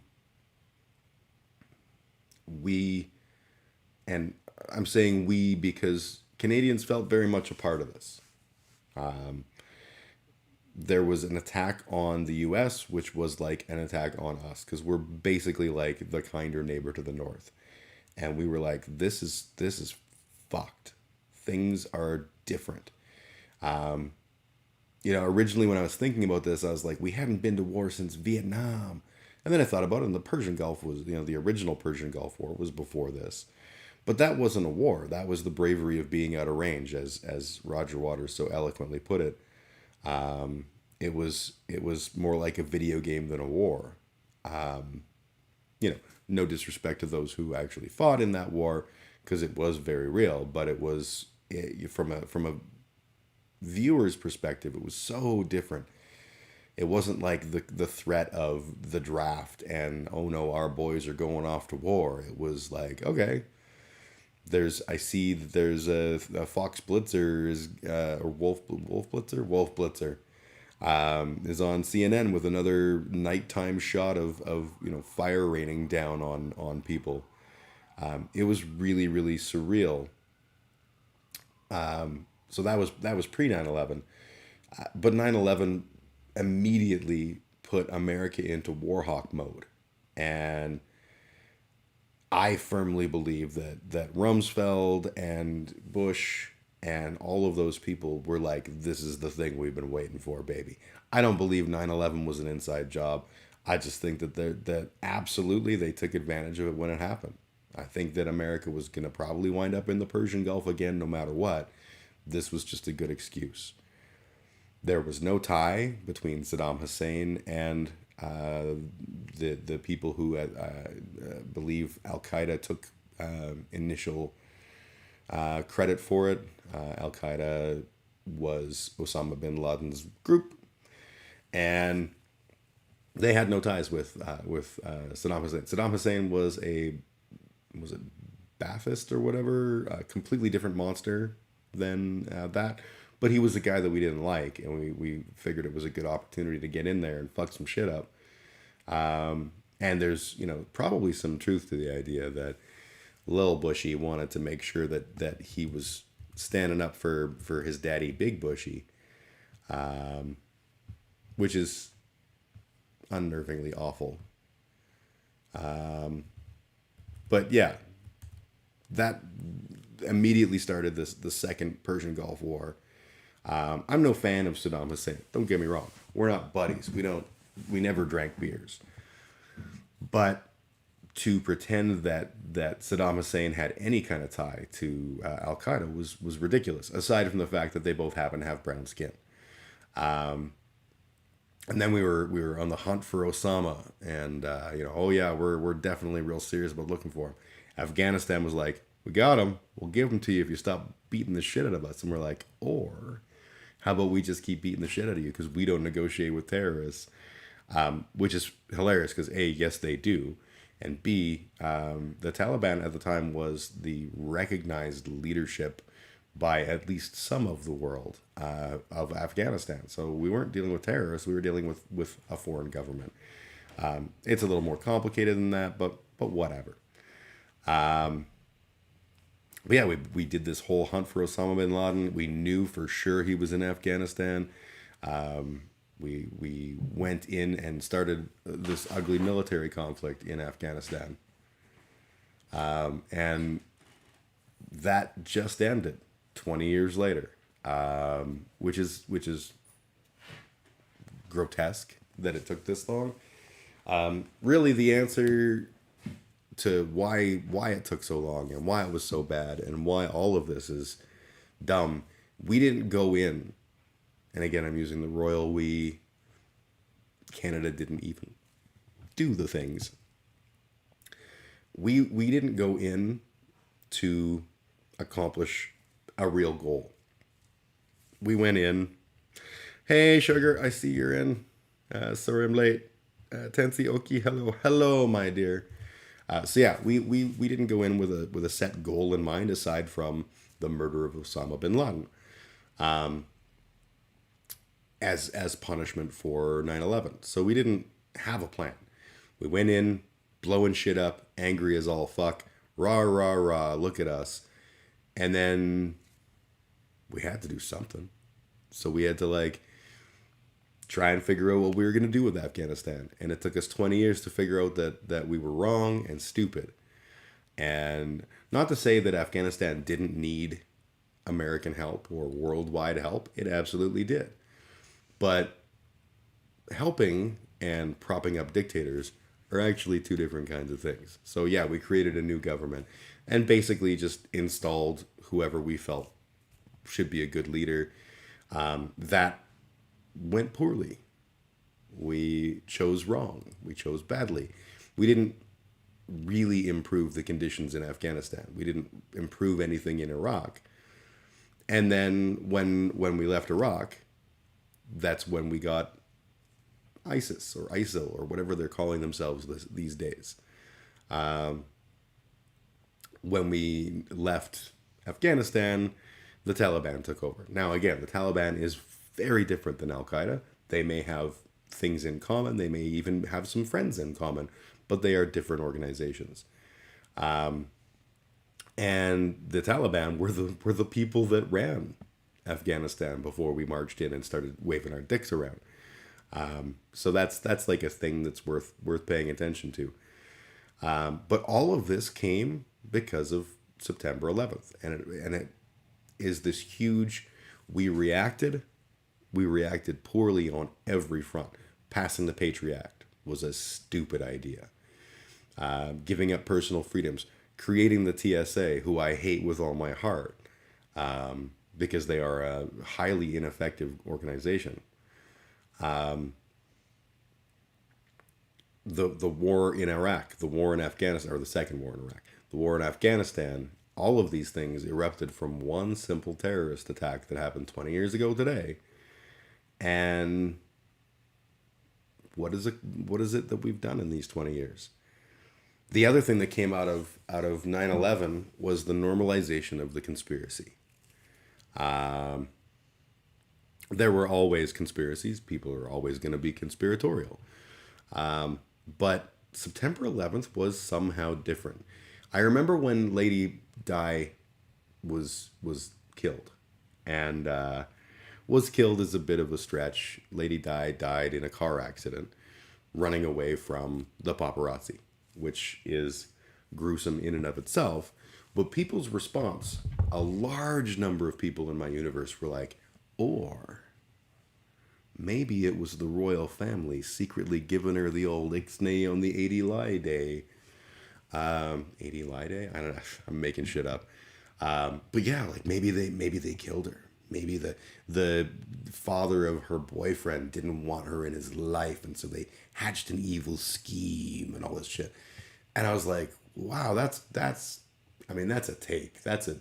You're choosing to think things. And I don't know why. I just genuinely never understood why that was the leap people made. But they did. And I was like, well, that's weird. Y'all are just buying into conspiracies. Fortunately, that's all over. And then now we're here. 9/11 created this monster. I'm not saying that 9/11 was the only thing that was responsible in people having conspiracy theories, but it normalized this irrational fear of the government. So I have a fear of the government. I have a dislike for the government. I don't buy what they say. I am not a government stan. But I'm also not foolish enough to be like, oh yeah, therefore the government did everything wrong in the whole wild world. In fact, that's just silly. And the arguments around September 11th were so dumb. You know, the idea that, oh yeah, they decided to blow up this whole thing to like, okay, those buildings were full of people who were their friends, like Bush friends. These guys were the wealthiest. Now, that doesn't mean only the wealthy people died. Lots of people died in those towers that were not, but the wealthy people died along with them. That wouldn't be who they would target. There's so many better ways to establish a terrorist attack on American soil that was a false flag attack.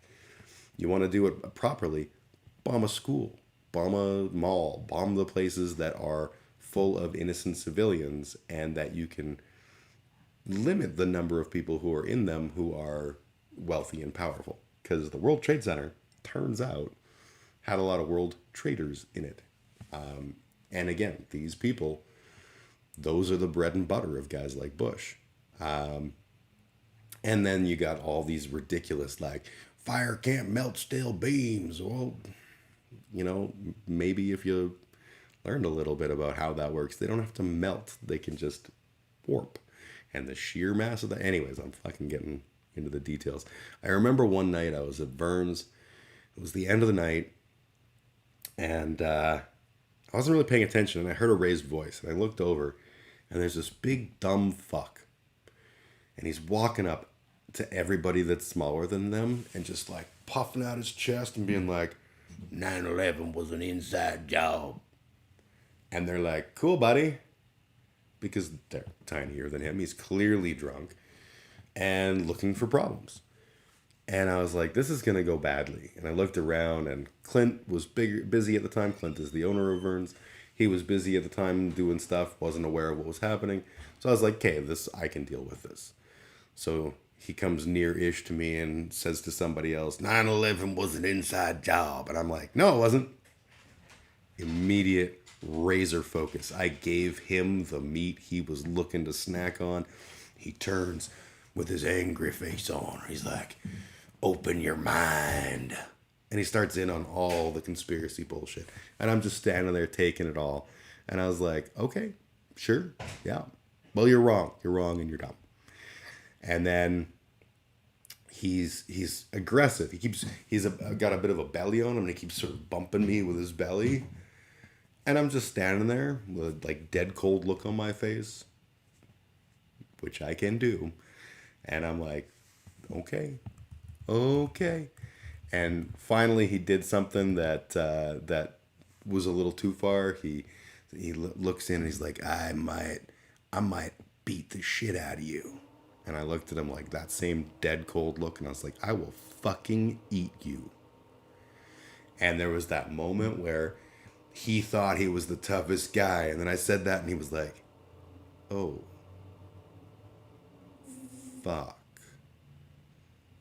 And he kind of like starts to ease back out of the situation. And at that moment, Clint had come around from the back, saw this, me and this dude, and I'm standing there like, good. And this dude's all like puffed up and shit. Clint comes barreling over and just shoves him towards the door and is like, get the fuck out of here. And the guy's like, 9/11 was an inside job, as he goes up the stairs. And it was funny. And that was the end of the story. But yeah, this is the world. This is the world that we inherited after 9/11. That blossomed. I thought the 9/11 thing was going to go away. And then Trump with the fucking truther bullshit about how Obama was actually a terrorist and all this shit. And then out of nowhere, like these weird conspiracies keep popping up. And I was like, I get it. Like, we've always had Nostradamus. We've always had somebody saying that, there's the secret between the lines reading that you can do to see how all these things are interconnected, blah, blah, blah, blah, blah. But then fucking Q shows up on the scene. And it's this amazing, like all of a sudden, every single chud is deeply invested in being a chud, and like they are chuds for life, and they are fucking down with the absolute truth of the New World Order. I remember Zeitgeist came out, this terrible fucking movie. I don't know if anyone saw Zeitgeist, but I had a friend. It was a girl that I was very much in love with, and like as a friend and as a woman and as all the things. And she was like, oh man, I just watched this movie last night. I don't know. Have you heard of Zeitgeist? And I was like, no, I've never even heard of it. It's exhausting listening to their shit. Yeah, totally. Yeah, hated it. Totally. But she's like, I don't know what to make of it. I think it's important. I don't know. And I was like, well, yeah, and she's like, do you want to come over and watch it tonight? And I was like, yeah, absolutely. So we go to her place and we watched this movie. And I literally just sat there getting bombarded by bullshit. And it's like a bullshit melodrama in 3 acts. The first act is since Jesus was born on December 25th, and that date is important because that's exactly the date Jesus was born on, and historians agree. And that's also the date every other important figure ever was born on. Therefore, we know that Jesus is real somehow. And then the second act was, I believe, the Bush Doctrine. And since we know that you can actually trace a line back to, through Prescott Bush and the Skull Society and Prescott Bush's use of, was it the one of the banks that he was running, and they were funding loans for the Nazis during the whole World War II, all of which is true. Prescott Bush, big piece of shit. But big piece of shit in the capitalist way. Not in the I am actually part of a New World Order way. Prescott Bush, piece of shit, giving money to the Nazis, was actually told by the government, you need to stop giving money to the Nazis because they, it turns out, are our enemy and you have to stop. So that's Act 2. And Act 3 is, and therefore, since all of these things are invariably true, the New World Order. And I'm not talking about the cool-ass professional wrestling New World Order. I'm talking about idiot chuds running around going, let me tell you about the Bush Doctrine and the New World Order and how pretty soon we're all going to have microchips in our buttholes. And does this sound familiar? Because it is. Because it fucking is. This is the same shit. Well, anyways, I watched this movie and I was like, that was terrible. It is a gish gallop of just launching things at you to make you react to stuff, and lead you in directions that the data does not point in, and all to prop up a very flimsy argument that they claim is valid. And no, none of this is bullshit. This is some bullshit right here. And it was surreal to me. And I looked at her and I was like, there's a lot of problems with this. There is a bunch of problems with this. And yeah, sure enough, I then made comments on my on my blog at the time, Meddling Kids, which is no longer a thing. I made a post about how terrible this movie was and how really unfortunate it was that it was so disjointed and clearly a means to affect a reaction in people that, if you don't know what you're talking about, is surprisingly compelling. But if you have some critical thinking skills, you'll just immediately see right through. And that guy I mentioned earlier, my buddy who I was writing stuff with for this magazine, who suddenly went full right wing when 9/11 happened, called me and was like, I know the director. I know that this is legit. This is real. The New World Order is real. And I was like, that's okay, man. You believe what you want to believe. I'm going to believe what I want to believe. And he's like, what do you believe, man? Let me guess, you believe in, you're what, an atheist? And I was like, yeah, I'm an atheist. I don't fucking believe in anything. And he's like, well, let me tell you about lizard people, dude. And it was the first time I heard anyone say that unironically. Like he meant that there were actual, and I was like, wait, what? And he's now out of this. He's a normal human being from all I can see. But that idea, this piecing together all these fragments of bullshit to create this Franken bullshit that is QAnon. It's all this all comes out of our reaction to 9/11. The weirdness of the conservative movement. The conservative movement has always been weird and has always attracted some very fucking evil motherfuckers. I'm looking at the Franklin Grahams and the what's this fucking I can't think of their names now. The family that runs the big school in the States.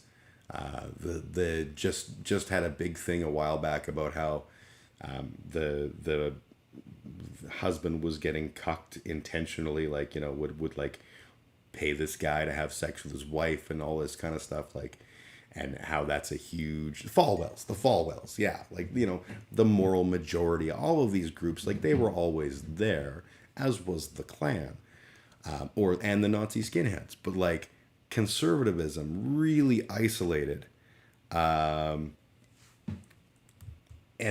became what it is now. And slowly, like, you have the Tea Party movement, which resulted in almost President Palin. Like, that should just fucking terrify everybody. Not because of, you know, Palin being a woman. I want to make sure that's clear. I'm fine with the idea of a woman president. I am just not fine with President Palin. She was so terrible. And who was her running mate, right? John McCain, who was a American hero. I'm not a big John McCain fan, but deserved better than what Trump gave him. More importantly, that was an attempt by the establishment to make peace with the Tea Party, who were these nutty folks. They were coming in and being nutty about conservatism, and they were like, whoa, whoa, whoa, we'll give you Sarah Palin. Chill. We're one party. We got a common goal, and that's to own the libs. And then, you know, that evolved into the Marjorie Taylor Greens of the world. Yeah, Marjorie Taylor Greene.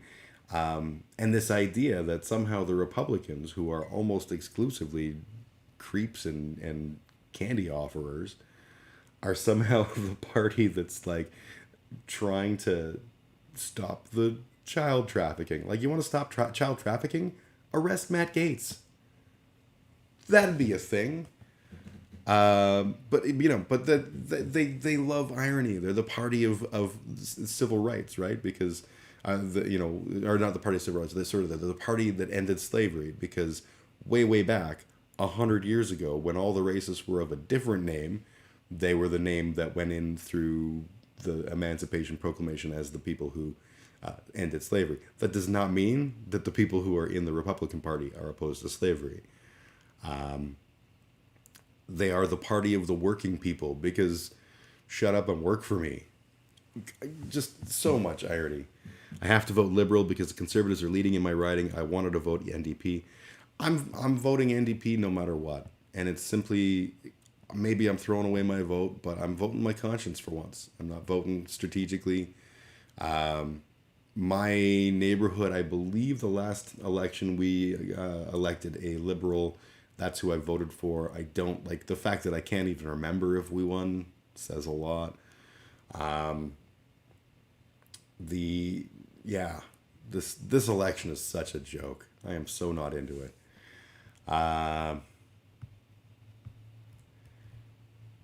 So yeah. Thoughts on 9/11. Oh, the cool after that, or aftermath of all of this. So we had 4 years of President Trump. Forest Lawn seems to always be conservative. You know why? Because Forest Lawn is a working class community, and the working class communities have bought into this idea that if they just work a little bit harder, they can be part of the 1% too. And it's so frustrating because it's like, dude, no, they will never let you in their club. They will never want to hang out with you and have a beer with you. And it's not because you're trash. It's because they think you're trash. And that's a huge difference. There's some great fucking people in Forest Lawn. Really like good, hardworking, salt of the earth kind of folk. And every other kind of people in the world too. But there's some really great people there. None of us will ever get a chance to eat at their table because their table was for rich only. But they somehow convinced, a long time ago, they convinced workers that they were the party of the workers. But they're not. Like, we see this every single step of the way. They're the ones that are taking rights away from people. They're the ones that are making unions harder to organize and harder to have success with. They're the ones actively opposed to the worker and super okay with giving all the money to the very top 1% dudes. But we're the party of the workers. Vote for us.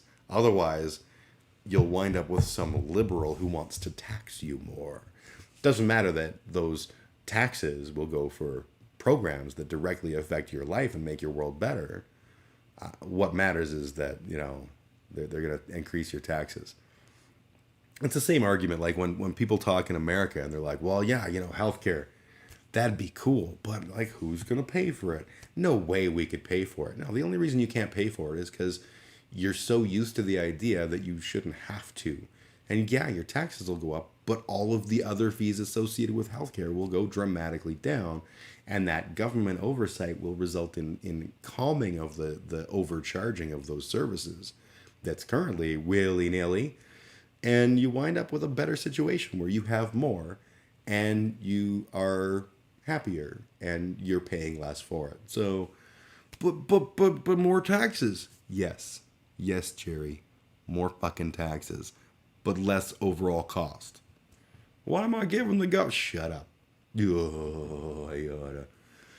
I wanted to share this with you. This is like a cool postscript to the whole concept of what we were talking about with this whole 9/11 20 years later business. Where's my screen? I'm gonna paste that. Oh no, I'm gonna paste that like that. This is perhaps the dumbest shit that ever has been shit into the world. You are reading this correctly. Yes, I can turn off all the ads. Trump to provide ringside commentary on September 11th boxing match featuring Evander Holyfield. I don't know, people remember Evander Holyfield? If I'm not mistaken, he's the guy that Tyson bit his ear. I could be wrong about that. I am no boxing stan. I enjoy boxing, but I don't watch it religiously. But yeah, Trump is going to be commentating. Let's read, shall we? Former President Donald Trump is set to provide ringside commentary at a boxing match featuring former heavyweight champion Evander Holyfield. The fight will take place Saturday on the evening of September 11th, and Trump's son Donald Jr. will also provide live commentary for the pay-per-view event. I love great fights, great fighters, and great fights, Trump said in a statement. I look forward to seeing both this Saturday night and sharing my thoughts ringside. You don't want to miss this special event. Cool. I don't want to miss this special event. I literally want to watch this and just shake my can. Yeah, he can't even string together a complete sentence. He sounds like a guy who's been hit in the head a lot, right? So Holyfield, 58, is taking on 44-year-old former UFC light heavyweight champion Vitor Belfort in the main event of a card assembled by Triller Fight Club. Those are the people who have been doing such a fine job of making us think that that YouTube schmuck, I can't think of his name, but you know who I'm talking about, that he's a legitimate boxer, the legend killer, because he gets to beat up old men. In this case, it's just old men fighting old men. So Evander Holyfield, I remember him when he was, the guy that was fighting with Tyson. And Vitor Belfort is, he's not old, but 44 is pretty old to be getting in a boxing ring. I would not be wanting to get in a boxing ring, but that's also because I'm not a boxer. So it'll be staged at the Seminole Hard Rock Hotel and Casino in Hollywood, Florida, and aired on the Fight platform. So here's the look at him, it's Trump. Full live in-person commentary by President Trump. And this is the future we all get. I'm just saying right now. Trump, 75, has a, quote, long history of involvement with combat sports. He was briefly a major player in the boxing world in the late 1980s and early 1990s when he was able to stage a number of high-profile fights at his Atlantic City properties. Some of those fights featured Mike Tyson, including a 1988 win over former light heavyweight champion Larry Holmes that became the only knockout loss of Holmes' 75-fight career, and later that year, a 91-second destruction of lineal heavyweight champion Michael Spinks. After Tyson was shockingly upset in Tokyo by Buster Douglas, the latter quickly lost his heavyweight crowns to Holyfield. Trump then staged a 1991 Battle of the Ages fight in Atlantic City between Holyfield and the former champion George Foreman. Holyfield won that matchup and made 2 more successful title defenses before he lost to Riddick Bowe in 1992. Holyfield subsequently won and lost several more heavyweight title fights, including 2 victories over Tyson in a professional career that began in 1984 and appeared to finally end in 2011, a decade ago. In his return this year to the ring, Holyfield was reportedly in talks to square off again with Tyson, who made his own comeback last year in an exhibition with Roy Jones. The trilogy fight never materialized. Holyfield moved on to a planned fight with 48-year-old Irishman Kevin McBride, whose career highlight came in a 2005 defeat of Tyson in Washington. McBride's matchup with Holyfield... Oh, shit, I clicked on the wrong thing. McBride's matchup with Holyfield never got off the ground, though, leaving the latter available to replace Oscar De La Hoya, a 48-year-old former multi-division champion, who was scheduled to merge, blah, blah, blah, blah, blah, was supposed to face Belfort. De La Hoya announced he would not be able to fight because he was dealing with a case of COVID-19. Way to go, fella. If only there was a vaccine or something. And that's going to be a feature in this conversation here. So Trump and his son will provide alternative commentary on the fight, which will be called by longtime HBO announcer Jim Lampley alongside analyst and former welterweight champion Sean Porter. A spokesperson for Trump did not immediately respond to a question about what else the former president might have on his agenda for Saturday, which will mark the 20th anniversary of the terrorist attacks that shook the country and much of the world. Yes, today is September 11th, the day that will live in infamy or something. Bin Laden bad. But, you know, it's too bad we don't have dead Confederate generals to have beaten up Afghanistan. We would have if I was president. If I was president, I'd have dug up all the dead generals. There were good people on both sides of the Civil War. Saturday's undercard will include a boxing match between former UFC champions Tito Ortiz and Anderson Silva. Ortiz is familiar with Belfort, having defeated him at UFC 51, and worked with Trump, or as the show would have it, for Trump during the 2008 season of Celebrity Apprentice. More recently, Ortiz has engaged in politics as a Republican and an outspoken supporter of the former president. He gained the mayor pro tempore position last year in Huntington Beach, California, after campaigning for the city council with the slogan, "Make Huntington Beach safe again." Ortiz also has been a staunch opponent of mask wearing during the pandemic, reportedly describing the coronavirus as population control by the left, and as with Trump, referring to it as the Chinese virus. Ortiz resigned from the city council in June, declaring that this job isn't working for me, and suggesting his political efforts had put in jeopardy his family's safety. On Tuesday, Ortiz shared on Instagram a promotional image of the Holyfield Belfort cart and wrote, "Making boxing great again." So I'm done talking about this. We don't need to finish this off. Suffice to say, the cousins will be fucking tonight live in Hollywood, Florida. Yeah, Trump and the Trump Jr., the heir apparent to the Trump throne, will be there live to go, he hit him a lot harder than I would like to be hit. Dad, I could be a boxer. Shut up, Eric. I'm so repulsed by him still. You have to tell me all the racist shit he says during the fight. I wonder what the lag will be on on that live fight. I guarantee you, Trump will just go off. I guarantee you there will be no timing. It'll just be a racist old man watching real life TV and going like, I don't know, there's a black fella and he's getting punched and that's probably an important thing for the white race. I don't know what's gonna look like. I just know that it will be ugly. I am not gonna watch. I do love the Trump in the sense of the meme machine that he is. So Bodies of Everest is writing a new song. The original concept of the song, actually, it's called Sons of Sedition, and it was written by Reno. He recorded a rough take on the whole thing the day after the insurrection. And when we started in on that, Miguel, who is our keyboard player, has sampled. You know what? I'm going to play it. This will be fun. So this is by no means a final version of the song. But it's essentially it's where it's at right now. I have to find it real quick. Where is... Miguel made like a keyboard line and put samples of Trump's voice in, and it's fucking awesome. So like, I'm not playing bass in this.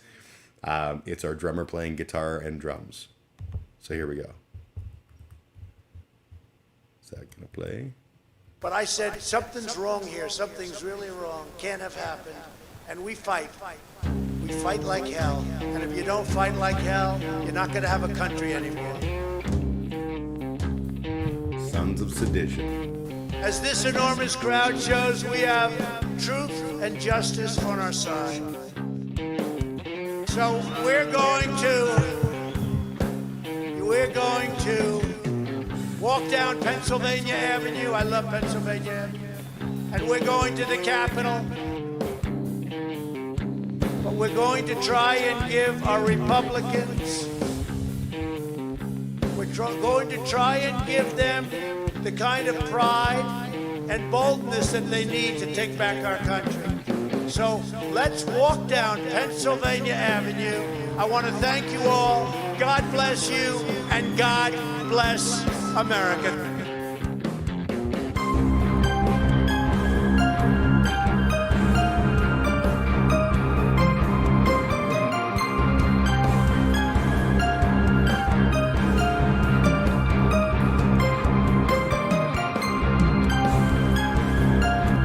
That's all you get.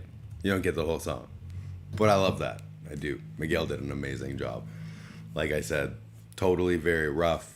We've just started working on it as a band, so it'll be a while before it's done. I'm gonna take another break. I'm gonna find a good speech from Jagmeet Singh that will be long enough. The launch of the NDP campaign. This will be more than enough time. Tease. Yes, I am a tease. Yes, I am un tease de moi. All right, so we're going to play the cheesy music of mine. And then we're going to play the video of Jagmeet Singh. And I'm going to go outside.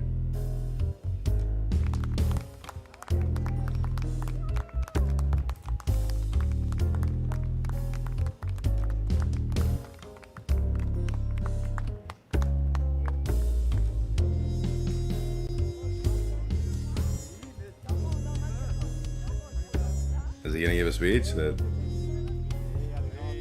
Oh, he's getting the microphone. Okay.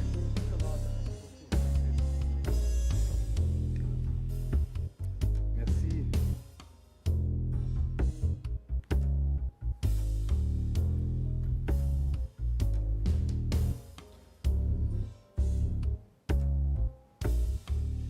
Bonjour et merci beaucoup. Je veux commencer en reconnaissant la tragédie en Haïti. Je suis tellement triste de ce qui se passe en Haïti. On doit les aider. I also want to take a moment to talk about what's going on in Afghanistan. It is very, very troubling what's going on. We're seeing the reality of Kabul falling, and I'm really worried about the women particularly, but the people that served with and helped out Canadian forces. I'm deeply troubled. We need to make sure we are doing everything possible to help out and to evacuate those that are in danger now. En général, c'était un temps difficile. La pandémie a frappé fort et on sait que les travailleurs et travailleuses ont fait face à des grands défis. Les petites entreprises aussi ont eu des grands défis et c'était un temps difficile. Et pendant ces temps difficiles, on sait qu'il y avait des autres crises aussi. La crise climatique continue. On sait qu'on a des feux de forêt créés par la crise climatique qui impactent tout le pays. On a une crise de logement qui continue. Une crise qui était difficile avant de la pandémie, mais qui était pire maintenant. Et on sait aussi qu'il y a un manque de ressources pour nos soins de santé, une réalité qui se passe depuis longtemps et qui continue. These crises have only gotten worse over the past 6 years. When we think about the climate crisis, Justin Trudeau is the only leader of a G7 nation who has increased emissions over the 6 years he's been in power. And we know that the climate crisis is so devastating. We are feeling the impacts of it right now with forest fires across Canada, making it hard to breathe, making it hard to see the sky. This is a real challenge that we're up against, and it's only getting worse. We know that the housing crisis was a crisis before the pandemic. It's only gotten worse over these 6 years. It's becoming more and more unaffordable for people across the country to find a place that's in their budget to rent or to own. And we know that Indigenous people continue to face serious struggles, not having access to clean drinking water, being denied basic human rights. All these things have only gotten worse over the past 6 years. And despite things getting worse, we see Justin Trudeau right now focused on an election. We are still in a pandemic. We are still worried about this pandemic. And people have referred to the pandemic and said, well, we've all been in the same boat. And I say really clearly, we've not been in the same boat. We've been in the same storm for sure. But some people have ridden out this storm in luxury yachts while others have been in leaky lifeboats. We know that the ultra rich in this pandemic have been given a free ride by Liberals and Conservatives, so they have increased their wealth. The richest billionaires in Canada have increased their wealth by $75 billion and counting. And Justin Trudeau's allowed that to happen. Companies like Amazon make record profits, but still contribute virtually no taxes in Canada. Instead of calling an election, Justin Trudeau should be focused on these crises, on getting people the help they need, on walking the path instead of walking away from these commitments. So many people are wondering why this selfish summer election. Well, it's clear Justin Trudeau wants to grab power, wants a majority. But why does he want a majority? It's certainly not because he wants to help more people or help people more. It's only because he wants to help people less, and people end up paying the price. The reality is he is fed up with New Democrats pushing him to deliver more help to more people, and he certainly doesn't want to put in place any measures to make the ultra-rich pay their fair share. I believe that better is possible. Si on ose ensemble, je sais qu'on peut investir dans notre avenir. On peut investir pour régler la crise du logement. On peut investir dans nos soins de santé. On peut réagir aux enjeux qui touchent la communauté autochtone. On peut réaliser la justice. Si on ose ensemble imaginer ce qu'on peut faire ensemble, c'est exactement ce qu'on veut faire. Osons ensemble, on peut investir dans les gens, on peut s'assurer que les autres riches payent le juste part et on peut bâtir une meilleure société ensemble. Merci beaucoup. Thank you so much. I'm really honored to be here with you today and I'm ready for any questions you might have. Encore un grand merci à toute mon équipe qui sont ici et je suis prêt pour vos questions. I'm ready for your questions. Thank you.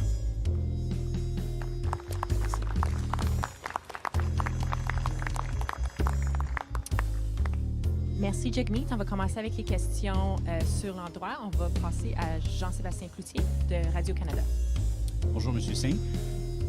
Bonjour. Vous avez certainement entendu le discours de M. Trudeau qui dit qu'on vit un moment, une période unique et que c'est le temps de demander aux Canadiens quand même vers quoi ils veulent que le Canada s'oriente pour leurs enfants. Quel genre de relance économique on veut. That's pas quand même French. d'accord avec ça, c'est le temps de demander le choix des Canadiens? C'est une bonne question, mais si on regarde ce que les gens ont... We'll stop there. And stop the music. All right. So, I have returned. This is the start of the third hour. This is usually, I don't do a full hour, but we'll see. I will be doing my humiliations this week. Once again, the humiliation ticker looks a lot like this. Pardon me. For free, I'll be singing the fantastic, amazing, brilliant song, Beds Are Burning by Midnight Oil. At $10, I'll be doing bad karaoke, which would be, what the fuck? Oh yeah, Sunglasses at Night by Corey Hart. $20 karaoke, Chad gets to choose what I sing. $35 trumpet-oke, where I will just play my trumpet, and I haven't done that in 6 months, so it'll be awful. Along with whatever song chat wants me to play along to, so it's completely just me improvising badly over top of whatever song. And $50 hell to pay, Chad gets to decide whatever I do to humiliate myself. As ever, do not feel the need to support financially whatsoever. I don't need money, I only need power and influence. which fortunately I have none of. So, yeah, got that out of the way. I'm going to talk about the Texas abortion ban. And I know it's really important to hear from a heterosexual white male about this topic, but I got some stuff I want to say, and I'm going to say it. Let me just scroll down to the notes that I took. Where the fuck are the notes I took? Shit. Where the hell are they? There it is. Found it. Okay. So the big thing is there's a football term called the end around. I'm not a football guy, but it's basically where you're making people think you're going one way and you're going a whole nother way with the ball. Another way to look at it that I can probably speak better to is the sneak handoff.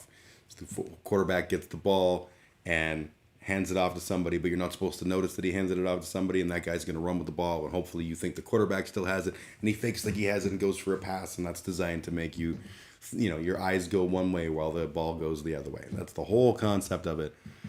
That's what this is. This is getting around Roe versus Wade. American law, obviously, Canada has similar laws, and I'm sure our conservative chuds want to do similar things to end abortions.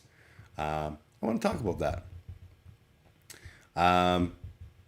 I keep watching debates that feature this. I'm not a debate bro. I don't do debates, but I will watch debates, and I quite enjoy a decent debate, although I am never moved by any of the arguments, or almost never moved by any of the arguments, because generally speaking, they're not that good. But it's a thing. It's a thing.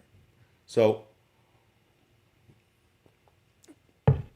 people talk about when is a fetus a fetus? When is it a living creature?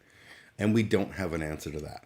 I personally think that the best analogy for that is the fact that when you have a person who is, let's say, in a car accident, and they are being kept alive by machines, they would not be able to sustain life on their own, and their brain is not functioning in any of the higher functioning stuff. So there's machines breathing for you, all of these things. That's when they say you are brain dead.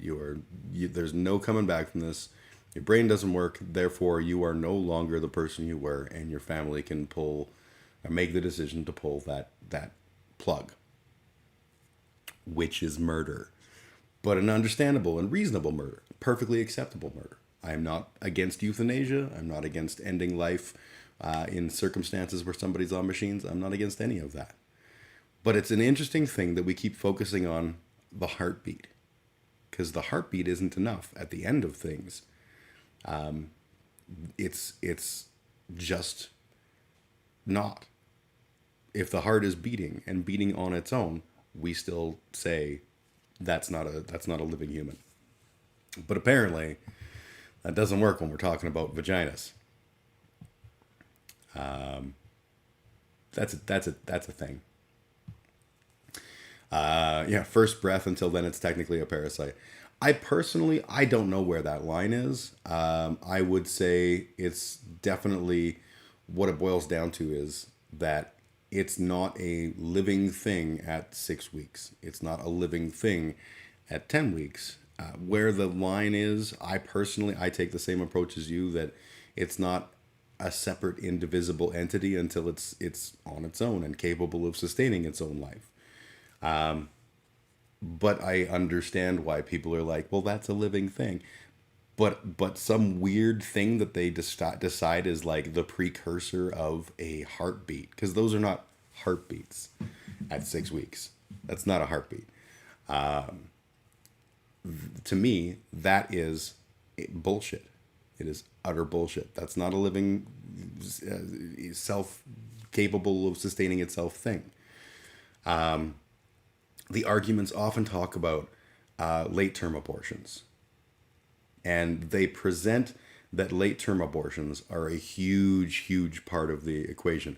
Hundreds of thousands of late-term abortions every year. Late-term abortions. Except that's not really, the number is accurate, but it is a tiny, tiny fraction of a percentage of the total number of abortions that occur. And late-term abortions generally have a reason. We should talk about the racist roots of anti-abortion and numerical population. Yeah, I'm into talking about that. We can talk about that in a second. Let me get through my thoughts, and then please feel free to put your thoughts in the chat, unless you want to come on stream and talk live, because I'm more than happy to do that with you, sugar. So when we talk about abortions and we talk about late-term abortions, what we're actually talking about isn't that somebody, like, they're 9 months in, they're like, wait, I knew there was something I forgot to do, was get me an abortion. Couldn't get a day off work. Goddamn.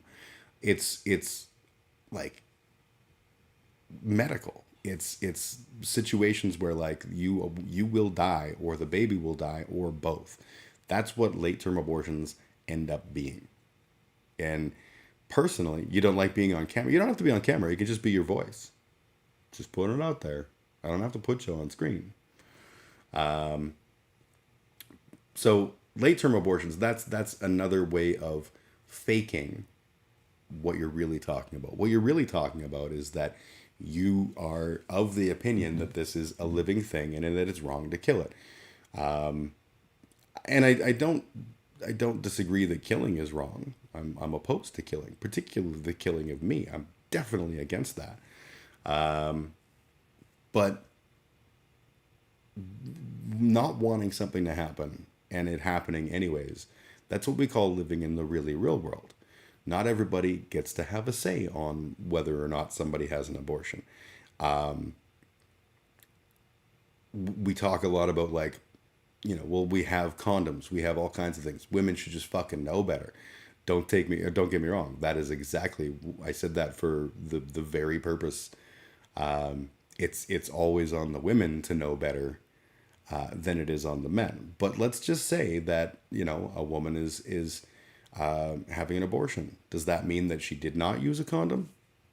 Entirely possible that that is the case. Entirely possible that that isn't the case. Condoms and other forms of birth control are not 100% effective. And is a baby punishment for sex, or is it a thing that probably should be more than that? Personally, my 2 cents, I think that it should be more than that. I think the idea that if you get pregnant, well, you did this to yourself and you have to see it through to the end is kind of stupid. Kind of fucking stupid. But there's another thing that they never ever bring up, and that is that when you are raped, you don't have the luxury of saying, "Excuse me, sir, before you rape me, there's a condom in my purse. Would you mind?" That's not a thing. My kids are definitely punishment. Well played. But yeah, like, you know, and then the response from them is to go, yeah, but that's such a minor number of the total number of abortions that take place. Oh, really? Kind of like late-term abortions? Almost as if your logic isn't very consistent. Reasonably, it can be, I think, understood when somebody wants to have an abortion in the circumstance of rape. Maybe they don't rush out to the clinic within the first few weeks to make sure that shit's done. Maybe they're a little fucking traumatized. Maybe the idea of a stranger putting hands on that part of their body isn't number one on their list of stuff they want to get done today. I don't know. Just saying. Just saying. The idea of this shadow docket where they thought that they could get a sneak in there and like make women's bodies not have to qualify under Roe v. Wade because, you know, there's a shadow docket and they can just, you know, it's all bullshit. This is complete fucking bullshit. And the idea that this isn't about the government stopping you, it's just allowing concerned citizens to suddenly have like little snitch brigades where they run around and like, oh my God, I think Jenny had an abortion and these are the 14 people that I think were involved in the process. Like, fuck right off. This is stupid. You don't have to like abortions. You don't have to have an abortion. But you do have to live with it when someone else does, because allowing for them to have abortions and have access to abortions is actually a good thing for our society. So yeah, now Roe v. Wade is back on the table. Yeah, 100%. It's never not been on the table because conservatives have hated that law. And that, I think, ties more in to what you were bringing up than what I was bringing up. I hadn't even considered the fact that there's an actual race side to this. Let's see what you said here. In Texas, 60% of abortions are white. 11% increase in the white population after the last time they outlawed abortions. So yeah, the idea that, you know, a large chunk of people who are having abortions are honky folk, like me, and that by discouraging abortions, you're actually discouraging the white women from getting rid of their babies because they are the majority of who's having an abortion. And we saw the last time they outlawed it, a bump in white population. That's an interesting concept. I would add that the idea of, you know, we keep hearing them talk about the Great Replacement and how, you know, white people are being outbred by the not whites, which I don't fucking care about. I genuinely don't care about. I don't care if we wind up being some horrible gray species like they keep talking about. But the reality is, none of this fucking matters. White skin is just a mutation. It's a mutation that didn't kill anybody. It worked out. No one knows why. You can argue all kinds of things about you know, being in different climates and having different needs from a skin perspective. Who fucking knows? We do not know when whiteness happened or why whiteness happened. We just know that whiteness happened. And there is nothing intrinsically good or bad about it. It is simply a color of skin.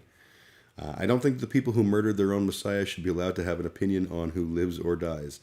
Yeah, there is some probable truth to that. At least the humorous side of it. But the U.S. has such a problem with children in foster care, children in orphanages, all of that kind of stuff. Children who were not wanted and who were not aborted. It's all well and good to be like, oh yeah, no worries. We'll just like totally have like your babies will be looked after by magic. But you know, like the care ends at the point that the baby's head pokes out. All of a sudden, fuck you, you're all on your own and you can starve to death. I don't care. It's a gross thing. The conservatives are ghoulish when it comes to this topic, and that's all there is to it. We will be better immune to the sun that's trying to kill us, lol. You know, interestingly, I heard about evolution that we're seeing happen as a result of climate change, and apparently it's that I think it's mammals are getting, was it I don't know, something was getting thicker legs as a result, which I think, you know, is pretty fucking hilarious. But yeah, something's getting thicker legs because that increases surface area and allows better regulation of heat or something. So I think penguins were one of the species. So penguins will have nice big sturdy fucking legs. I don't know. That just seemed like a dumb thing. I never want to accept this idea that the religious are the source of morality. And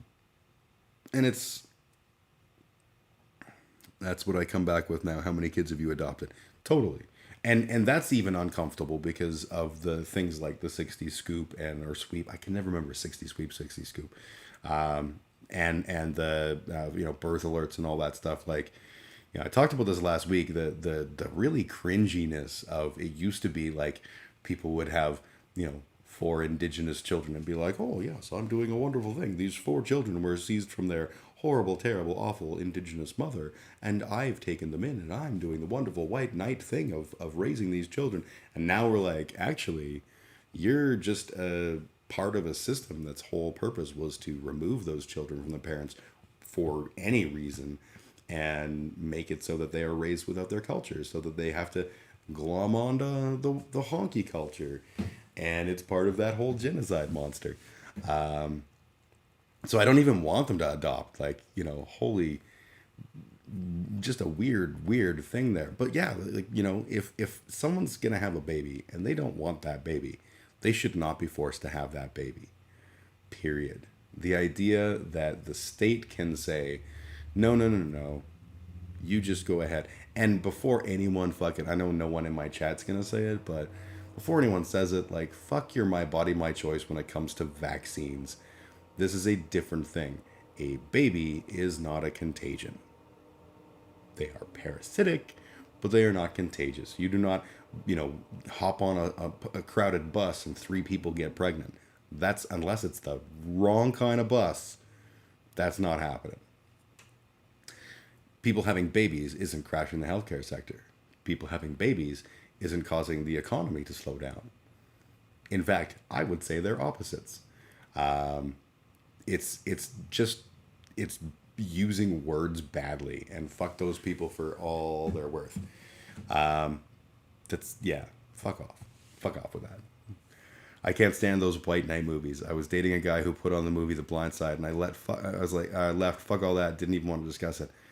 You know, and like as a honky, I never picked up on that shit. And I watched The Blind Side, and I was like, oh, what a great story. And then shortly after that, I read someone's argument about those kinds of movies, and I was like, oh my god, I'm terrible.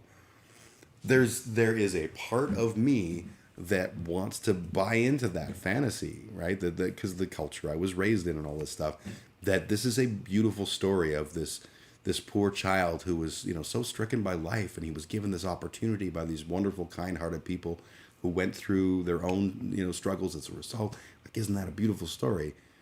Until you look at it from the other perspective and you go like, you know, this whole story is designed to make people who look like me feel good about cultural imperialism, or whatever you want to call it, taking children out of their environment so that they can be more white. I never put that together, honestly. And I remember that was the movie. And I remember watching it, and like Sandra Bullock's character was so hideously cringy that I should have picked up on it. I should have put 2 and 2 together, but I was like, okay, whatever. And watching or reading that commentary, I was like, started looking at other movies that I had enjoyed, and how really this theme is just so prevalent. The white knight riding in to save. I mean, even like Pretty Woman is another example. Obviously not dealing with minorities, but dealing with the wonderful man who lifts the whore up out of her sex trade and makes her into a real lady. Like, you know, that kind of shit. Like, this is just, it's a constant theme, and it's gross. Speaking of movies, I'm going to switch topics. I want to talk about Shang-Chi. I have not seen Shang-Chi, or Shang-Chi, I suppose. But I'm actually curious about it. And I'm going to share a link in chat. I'm not going to watch this on stream because it's quite long.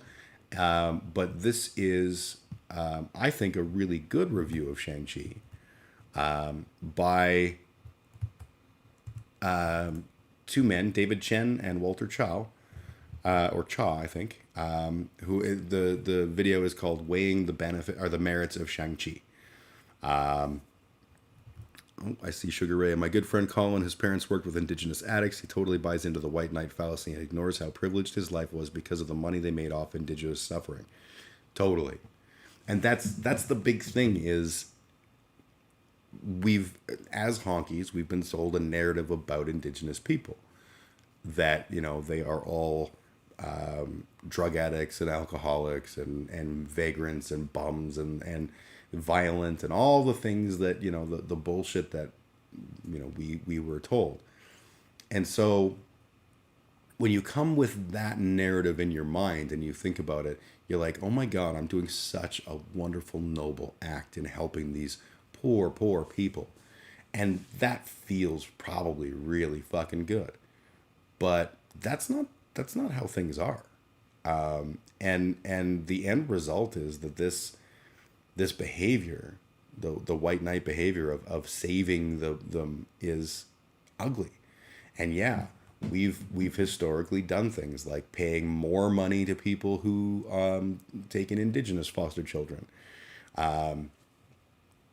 We do things like working with indigenous addicts without trying to resolve the problems in our society that create indigenous addicts. It's like missing the point, right? You get so far down the road and you're like, I see a problem and I want to fix it.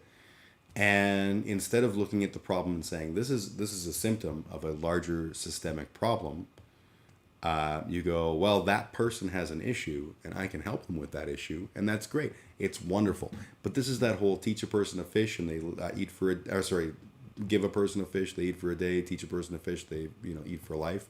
It's sort of a similar concept in that it's like, okay, if you help one indigenous person who is struggling with addiction, that is a wonderful thing. And I don't want to say shit about, like, don't do that. But look at the system. Look at the reason why addiction is happening. And it's not because indigenous. It's because poverty.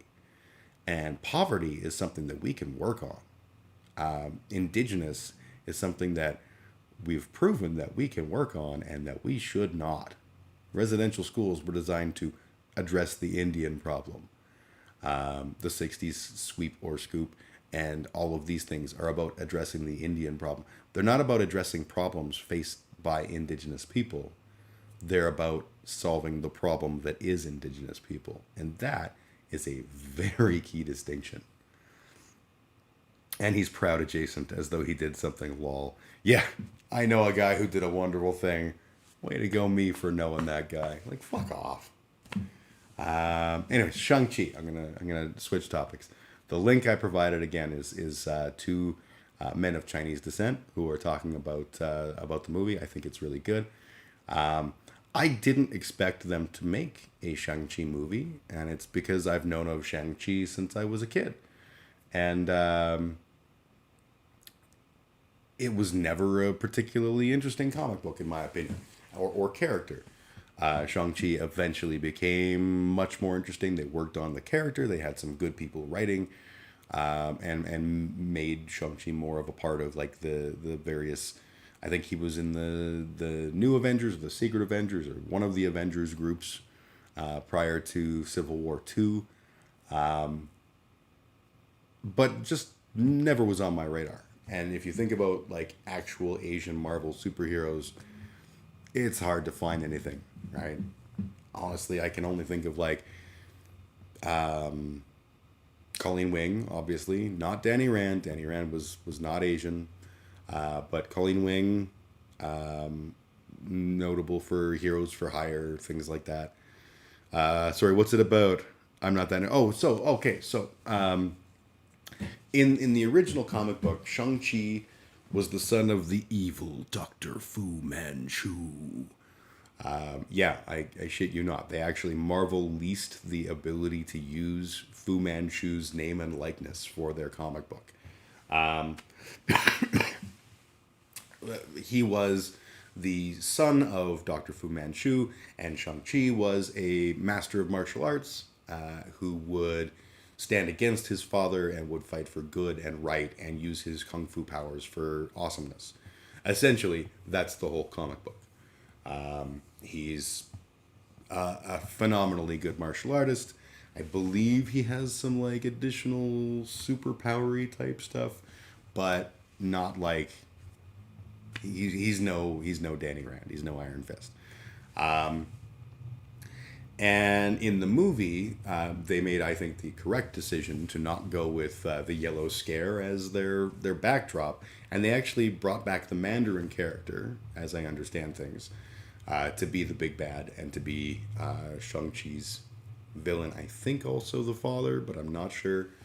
The Mandarin, you may remember from one of the Iron Man movies, was kind of a letdown from my perspective as a character, because They did not tell a good Mandarin story, but they told an interesting story that left the door open for good Mandarin stories. So I'm hoping that that's what this is. Simu Liu, who is the actor playing Shang-Chi, I loved from Kim's Convenience. He's a Canadian actor. You know, if you haven't watched Kim's Convenience, do yourself a favor. Phenomenal fucking show. But Simu Liu, I guess, went on Twitter or something and was like, hey, Marvel, how come you don't have a... At least this is the story I've heard. Is he was like, how come you don't have a Shang-Chi movie? And then Marvel made a Shang-Chi movie, and he was like the guy that they cast. Which is, if that's true, it's pretty awesome. But it also sounds a little bit like, you know, hey, I chopped down that tree. I cannot tell a lie. It was I. And then you find out later that that was all bullshit. So I don't know if Simu Liu actually had anything to do with it. But the fact that they made a movie with an Asian character, and that they cast a Canadian Asian as the main character, as the first like main Asian male character in the Marvel Cinematic Universe, is kind of cool. But yeah, the whole thing was about the Yellow Scare, and it was about the threat of the Oriental, and like the whole comic book thing. So they've done that differently, from what I understand.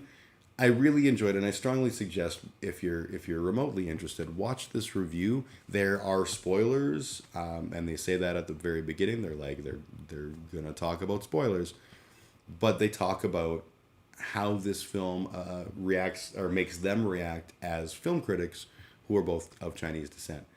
And it's a really, really interesting take, and a lot of stuff that, again, as a honky, I don't think about. So I thought it was worth sharing. My memory of Fu Manchu and the whole comic book was obviously racist. When I was a kid, I found the whole idea of Fu Manchu totally racist. But a lot of the things I didn't pick up on, like the fact that if you have an Asian character, he obviously has to be a martial artist. He obviously has to have a whole grab bag of inscrutable Asian gimmicks and objets that he can rely on to, you know, like to do things. And of course, Asian mysticism comes into it and stuff. And that's one of the complaints that they make about the movie, is that it doesn't do anything to dispel that. Anyone who's Asian in the film, obviously they are kung fu masters. Obviously they are, you know, deeply knowledgeable. They kind of address some of the common Asian stereotypes, but not in a way that fixes them so much as just sort of points them out and goes like, haha, yuck, the good minorities. But they don't talk, from what I understood from the review, they don't talk about the stigma associated with being Asian and the quote-unquote good minority or model minority, and how that affects Asian people. And it actually, I found watching that review a lot more insightful than I guarantee you I will find watching the movie. And it was a really good review, so I enjoyed that. But that's all I kind of wanted to say on that. And that takes us to our time for humiliations. And you know what? I'm gonna be awesome and do awesome. I'm gonna give you both the free one and the not free one, because that seems like a thing that I would do.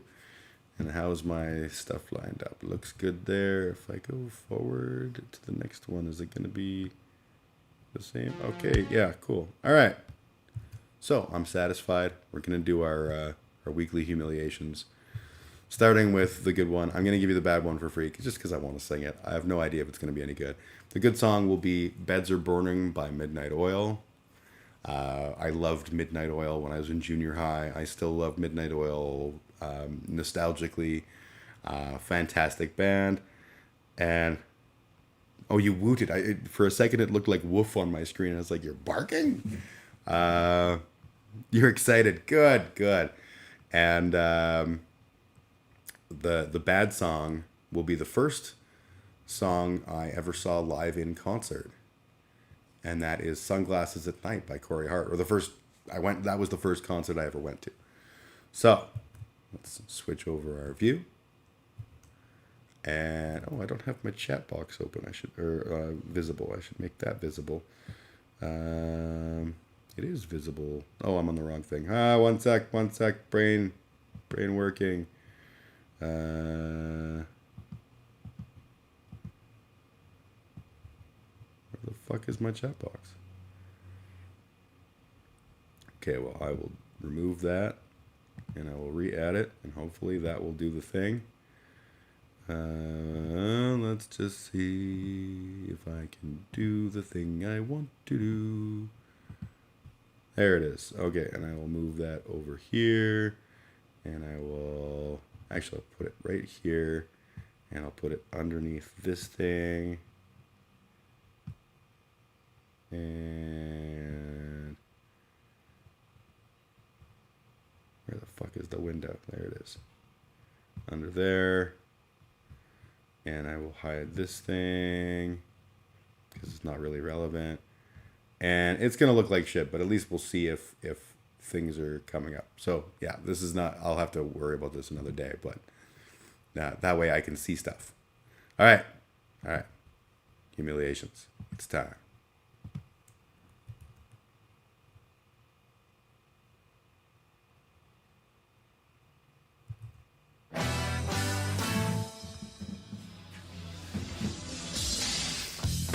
I hope I don't suck.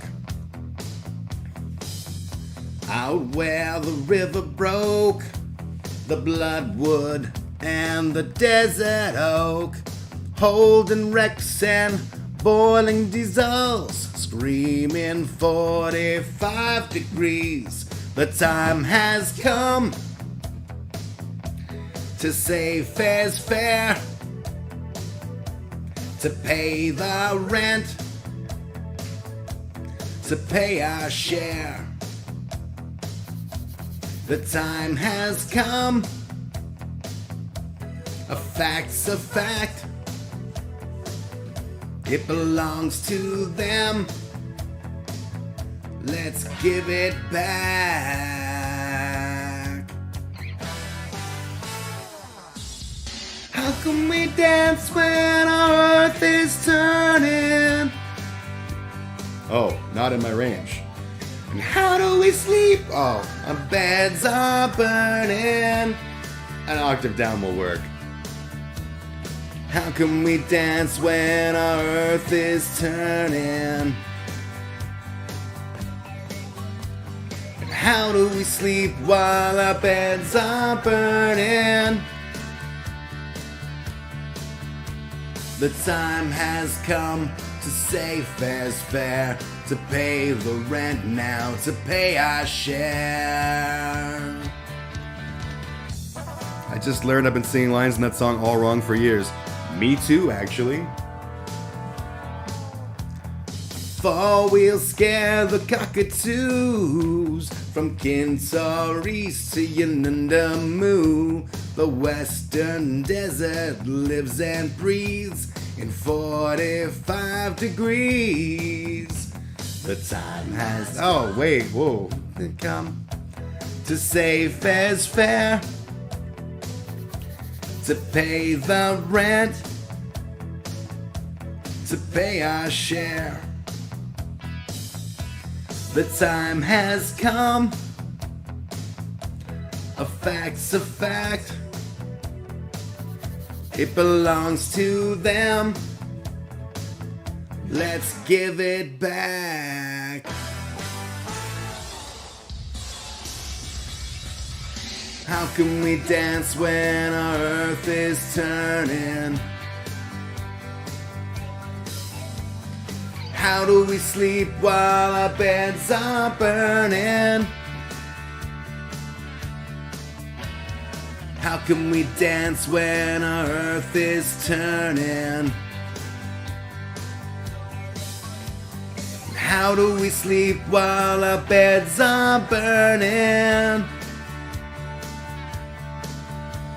The time has come to safe as fair, to pay the rent now, to pay our share. The time has come, a fact's a fact. It belongs to them, we're gonna give it back. Can we guess what this is about? How can we dance when our earth is turning? How do we sleep while our beds are burning? That's right, this song is all about Indigenous land reclamation. In this case, specifically in Australia, and the Aboriginal people there, and how it's their land.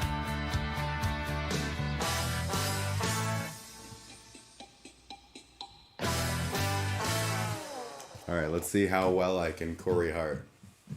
I hope I can Corey Hart well. Is this gonna switch over? Maybe I have to. All right, let me switch back to my regular view, and I'm gonna play the song just for you, Sugar, and then I'm gonna call it a day. You chime in when you know the song. It's Muzak. This is me creating Muzak intentionally.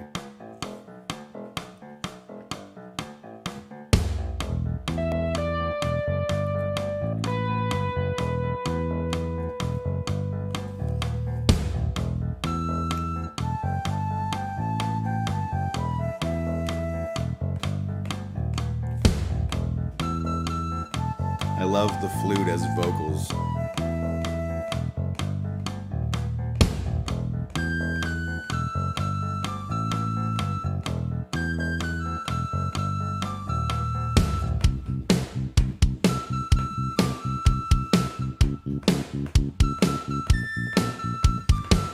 And that's kind of where it like gets through part of the chorus, and then it's.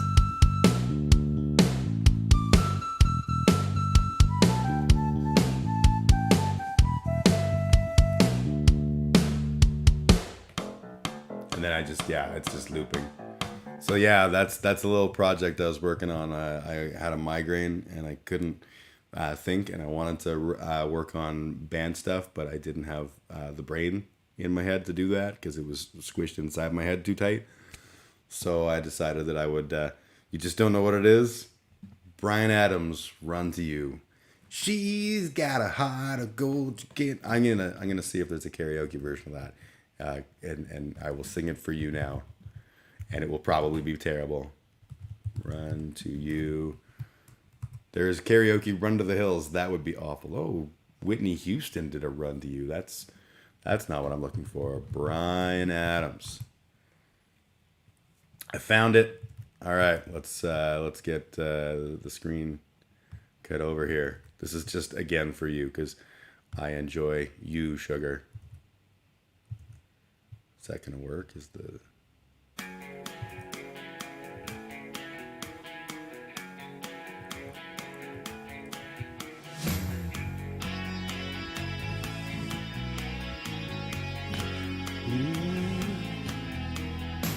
She says a love for me could never die,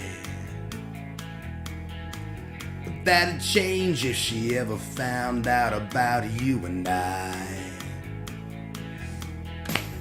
Oh, but her love is cold. It wouldn't hurt her if she didn't know, 'cause when it gets too much, I need to feel your touch. I'm gonna run to you. I'm gonna run to you. 'Cause when the feeling's right, I'm gonna run all night. I'm gonna run to you.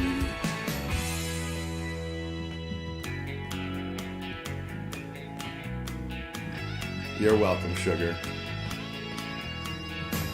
She's got a heart of gold. She never let me down. But you're the one that always turns me on. You keep me coming round.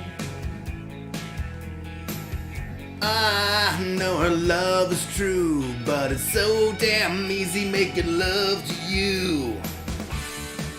I got my mind made up. I need to feel your touch. I'm gonna run to you. Yeah, I'm gonna run to you. 'Cause when the feeling's right, I'm gonna stay out night. I'm gonna run to you. Yeah, I'm gonna run to you. Oh, when the feeling's right, I'm gonna run all night. I'm gonna run to you. Instrumental break, brought to you by a strange-looking bee with a strange nose that is bent. But he's a DJ, maybe even a BJ. And I love a good BJ, especially during an instrumental break. I got nothing. I got nothing.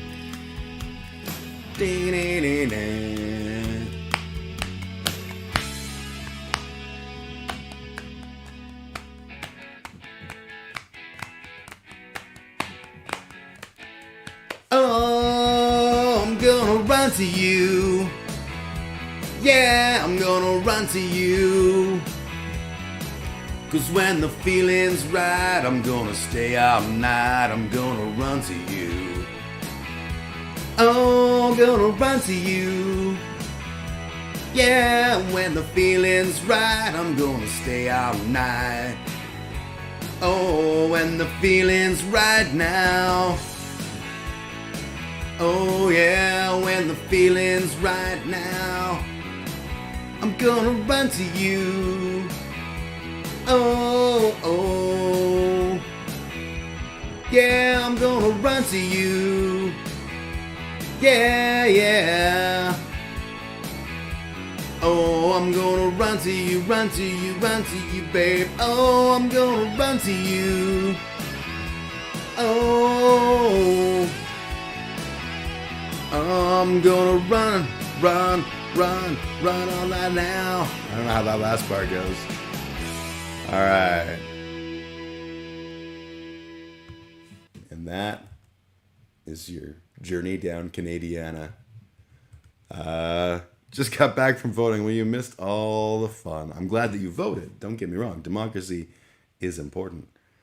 But so is Bryan Adams and Corey Hart and Midnight Oil. So it all balances out. You did your civic duty. I will do mine on the 20th because I couldn't be bothered to go and vote early. I would rather stand in a long line with a bunch of hogs threatening me. Because that's invariably what this election is going to be. We had people fucking chucking gravel at Justin Trudeau on his little journey through Canada. One of the guys who was at that particular event was a well-known white nationalist who also is part of the inner workings of that party. So the PPC, the People's Progressive I don't even know. Maxime Bernier's party. Love the chat. Great entertainment. Sugar, it was a pleasure as always. Abby, I'm glad to see you. I hope that you had a good time voting. I had a good time talking and incessantly. And then we have Cat Cold. I don't know if you're here or not, but if you are, welcome. Hope you enjoyed the chat. Feel free to give a follow, all that kind of stuff. And until we meet again, I bid you adieu. Adieu.